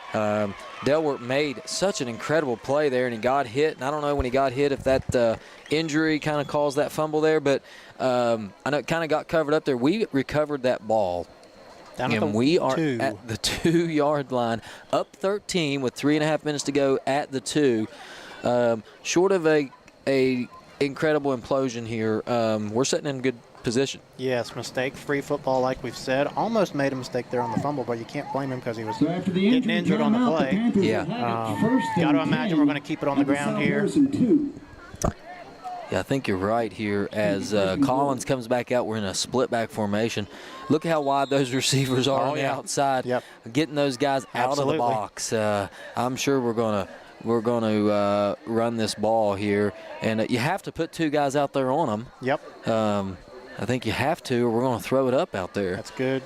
Good job by the coaching staff, knowing what you need to do. And it's going to be Collins in the shotgun. He's going to keep it himself. I think he's in now. I believe he's in. We're waiting for the signal. Just short. That might be, honestly, Al, that's not a bad thing. Keep the clock running. Yeah. And now you're down about the 2-inch line. Here comes a flag. You hope that's not on us. I knew it was. We've both talked about it. The extracurricular stuff is a killer. And it was on the defense. Against the defense, as they've gotten a little chippy. You know, when you come in here 4-0, ranked number 4, of course they beat us last year up there when we were pretty high ranked, and tough ball game. You knew things would get chippy at some point if it ended like this, and you hopefully cooler heads can prevail. This is tough for kids. They give their heart and soul out for this, and absolutely, it's going to get chippy. We understand that on both sides. You just hope it doesn't get to the point where they have to throw any more flags, or kids don't lose any eligibility in future games. And we got some guys checking out now, Dill. I believe this is barring some sort of crazy fumble here. I think this is going to be tough for the Hawks to overcome. I don't want to speak too far ahead, but I think you're right, Al. It's looked like that same formation here as Collins is in the shotgun. He'll hand it to Coleman. Coleman's not going to get in. He's going to be pushed back to about the 3-yard line. And again, we're now close to 2 minutes as South Harrison looks content with just letting this thing run. I don't know if they have timeouts. I'm really terrible at keeping up with that, by the way. Well, but they're content with just letting this thing run now. The play clock at 30 and the game clock ticking away. It's right now at 2 minutes. So we're going to run this thing down to about a minute and a half, a minute 40. And before we run another play, and we got 2 more plays to run if we don't get in. Yes. That offense of South Harrison has to go 95 yards. Got to feel good about this, Al. So just don't fumble it. Take your time. Do what you need to do. If you get in here, great. If not, okay. Coleman again trying to get him in the end zone. Just don't go backwards. There you go. Good play. 4th down, and it's going to be 4th down from the 8-yard line now. So we haven't been able, or the 7 rather. We're not able to get in. Clock now at 1 minute 20 seconds. And I think we run it down here and just run another play. I think you're right, Al. You're going to be under a minute here when we run this next play. And even with my poor math skills, it's going to be hard for South Harrison to score 2 scores in about 40 seconds or so, especially with the offense that they try to run. Yes, and they're going to keep the offense out there on the field. I don't know, they may throw this here. It's kind of what we do. We're uncomfortable trying to just run it from the 2. Well, we may throw this ball here, but clock ticking down. We are going to throw the fade route. Caught! What a play. That was Collins to Nichols. We've heard Jacoby Nichols doing that for his entire 4-year career here at Clay County High School, but wasn't that a nice throw by Collins? It was. He gave his playmaker a chance. He went up, made a nice catch over the defensive back, and that, I think, is going to put this one out of reach if it wasn't already. Yes. Love to see it. You love to see it. Just an excellent play there. Collins, man, he has been impressive game by game. This may be his most impressive game. Been under pressure and just doing a fabulous job. Looking like, definitely doesn't look like a sophomore out there. And believe it or not, we got 2 of them out there making plays. So good job there. Collins in the shotgun. We'll go for 2 here. He's going to roll back, throw it out. He's got a man open. That's Blake Coleman into the end zone for the 2-point conversion. And Dill, I think we're going to take down the undefeated South Harrison Hawks. I think you're right, Al. We don't want to speak too soon, but this might not be too soon. 37-16 with 45 seconds to go. Feeling pretty good about this one, Al. All right, let's take a quick break, and we'll bring you right back with this 44 seconds to go. You're watching WVRC Clay County Sports. Geno's is spicing things up with 2 new specialty pizzas featuring our new hot honey sauce. Our hot honey pizza is topped with red pepper flakes, sliced Italian sausage, jalapenos, and onions. The sweet heat pizza features slices of Italian sausage, green peppers, and onions. Both are drizzled with our signature hot honey sauce. Hot honey, it brings the heat. Sweet heat, the perfect balance of spice and sweet. 2 bold new flavors, available for a limited time at Geno's Pizza and Spaghetti House.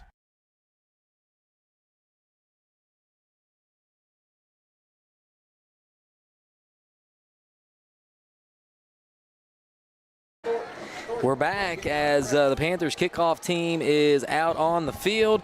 44 seconds to play, and I'll tell you what, this has been a fun game. I know it doesn't look as close, but it's been pretty close. I'm telling you what, this has been an impressive game. Collins has had a great game. Those receivers have had a great game. Those defensive linemen and offensive linemen have done just a fabulous job. And you like that as Jackson Brown kicks it off. It's a low, deep kick, still lands inside the 10. Ross picks it up, and he's going to go to the 27, 28-yard line there. And that's where South Harrison will take over. And, Dill, I see some of those varsity guys kind of taping it up. Coaches leaving the top here. I believe that's going to be it. And we may see one more play here, 38 seconds to go. And that's probably going to be the end of the ball game. Al, I don't think you can overstate how big of a win this is going to be. I mean, South Harrison's in the top, at least the top 5. We've got them ranked as number 4. We can have them anywhere between 4 and 6. But, man, a big win. This should elevate us into the rankings a little bit here. We'll have to keep an eye on the scoreboard to see what other teams have done ahead of us. But, man, big game coming up against Logan County next week. Let's see if we can't get a couple in a row. Yeah, you are right. And, of course, Logan, I'm going to see they're 4-0 as well. And they're off tonight. They beat Wayne last week 32-6. So, looks like we've got some JV players in as they'll get the last snap or 2. They'll probably run a play here. It'll be a handoff. And some of the guys from Clay County going to take him down. And that is how I believe that may be the end of the game. I think you're right, Al. Who was that stepping up there and making a stop? No, was that Brody Scarborough in there on the tackle? I believe so. Made a nice tackle there, and I do think you're right. They're going to be content just to run this one all the way down. South Harrison's a good football team, Al. This isn't going to be probably one of their lone losses on their schedule, you'd have to imagine. But, man, what a win for Clay County. Fans getting into it over there. Coach Payton getting into it over there. You love to see it. The pit going wild, the band going crazy, the cheerleaders in their gold jerseys. Coach McDonough running across the field. You love it. The final score is Clay County 37, South Harrison 16. Let's take a quick break, fans. Don't go away just yet. We're going to come back with your Clay County Schools players of the game on the defensive side and offensive side of the ball. We'll be right back right after this. Thanks for watching WVRC Clay County Sports. Escape the hustle and bustle of this busy life on a 250-acre private gated farm, Walker Creek Farms and Cabins. We have 9 rental cabins, 6 ponds, 6 miles of hiking trails, a playground, paddle boats, and more. Each cabin has plenty of privacy with a hot tub at each cabin, a fire pit, grill, hammock and rocking chairs, and porch swings to relax and take it all in. Animal lovers will enjoy interacting with our small barn animals. We have sheep, goats, horses, and more. You can even collect your own eggs from our chicken coop and have an authentic down-on-the-farm breakfast back at your cabin. Walker Creek Farms and Cabins. You can find us on the web at walkercreekfarms.com and book or on Airbnb. Call 304-286-5200 or 304-421-4392 for any additional information.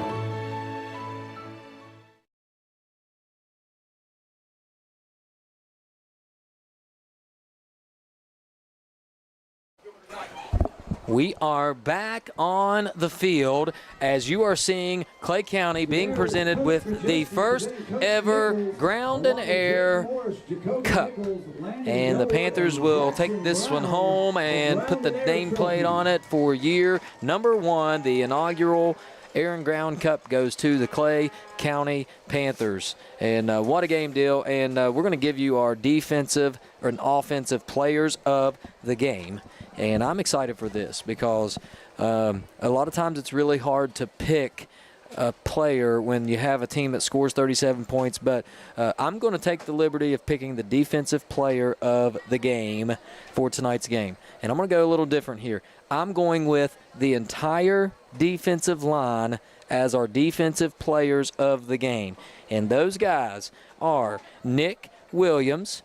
I saw Jaden Morris, Christian Bryant, Aiden Brouillard, Luke Scarborough, and Jamie Gross. I don't know how we'll get all those on one graphic, but we'll figure it out. Absolutely. But the defensive line, the way they were able to plug up the run, and I got to admit, after that first drive, I wasn't quite sure what was going to happen, but those guys stepped up big, the entire defensive line. And again, those guys that we saw out there was Nick Williams, Christian Bryant, Jaden Morris, Luke Scarborough, Jamie Gross, Aiden Brouillard. Absolutely. Those guys are our defensive players of the game. Congratulations, guys. You deserve it. What about offense, Dill? You got anybody? Well, Al, first I got to say I love the pick. Whole defensive line for sure.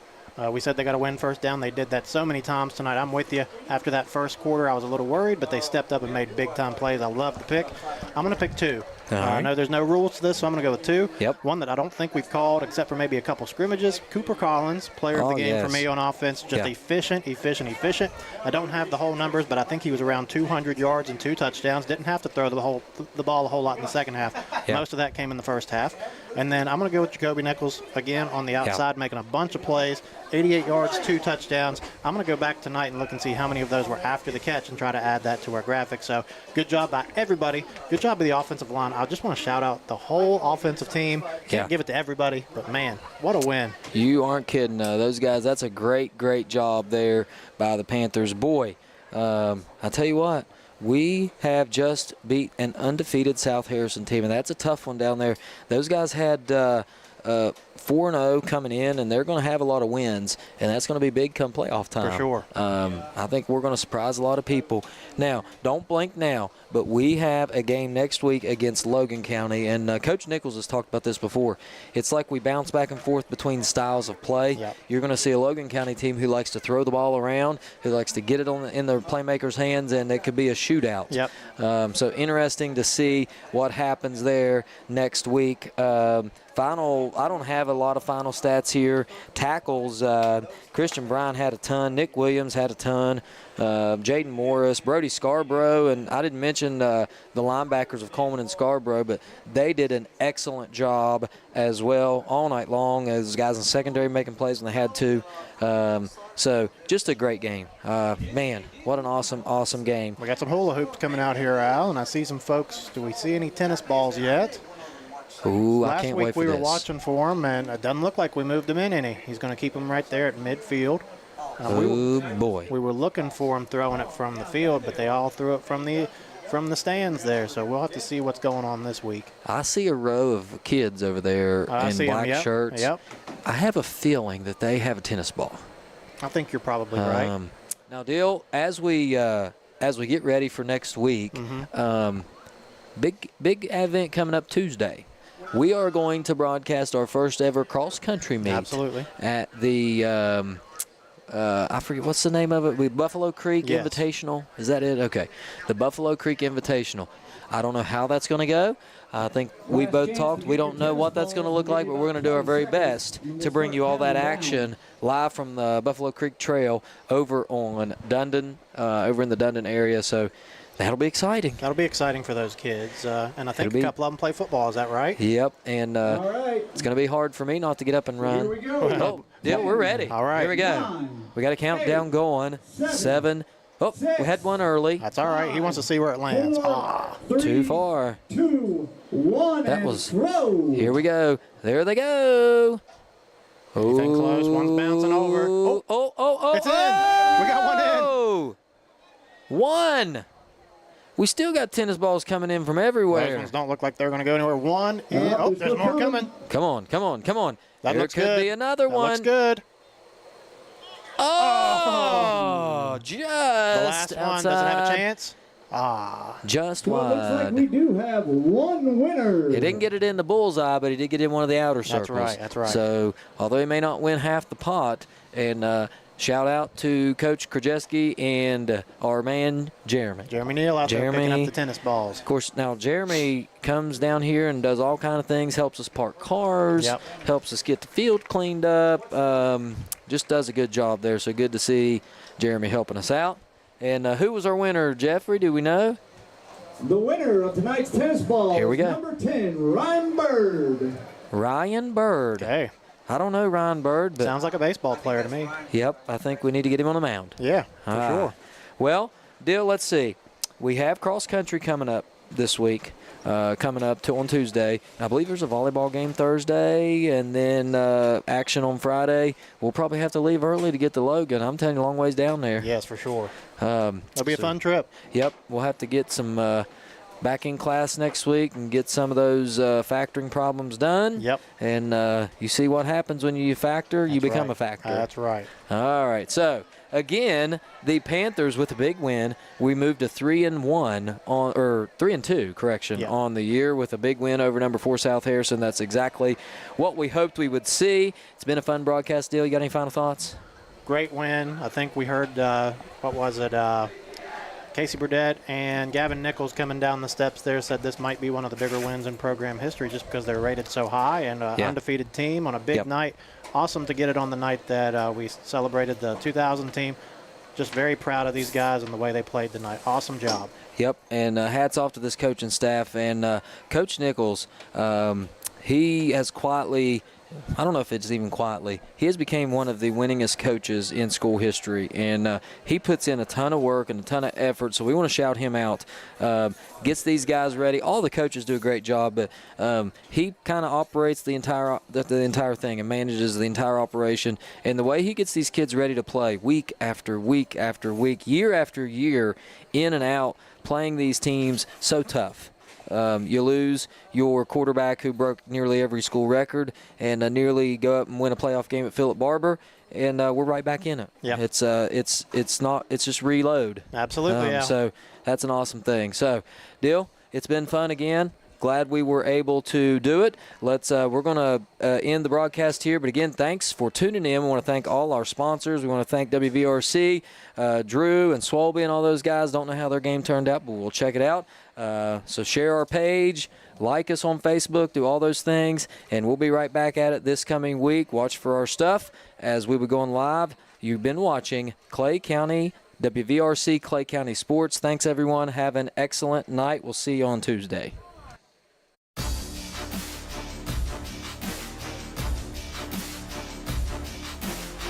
You've been watching live streaming coverage of Clay County Panther football on WVRC Clay County Sports. Clay County Panther football has been brought to you by these community sponsors: Clay Family Pharmacy, Walker Creek Farms and Cabins, Tudor's Biscuit World, Gino's Pizza and Spaghetti House, Stump Funeral Home and Cremation Services, Inc., Legs Welding, People's Bank, Shamblin Brothers Farm Supply, Holcomb and Company LLC Building Contractors, Go-Mart, and your Player of the Game Award brought to you by Clay County Schools. Thank you for watching, and tune in next week for more live streaming action with Alan Tanner, Dylan Vaughn, and the rest of the WVRC Clay County Sports crew. Clay County Panther football broadcasts are a production of WVRC 104.7 FM. All rights reserved.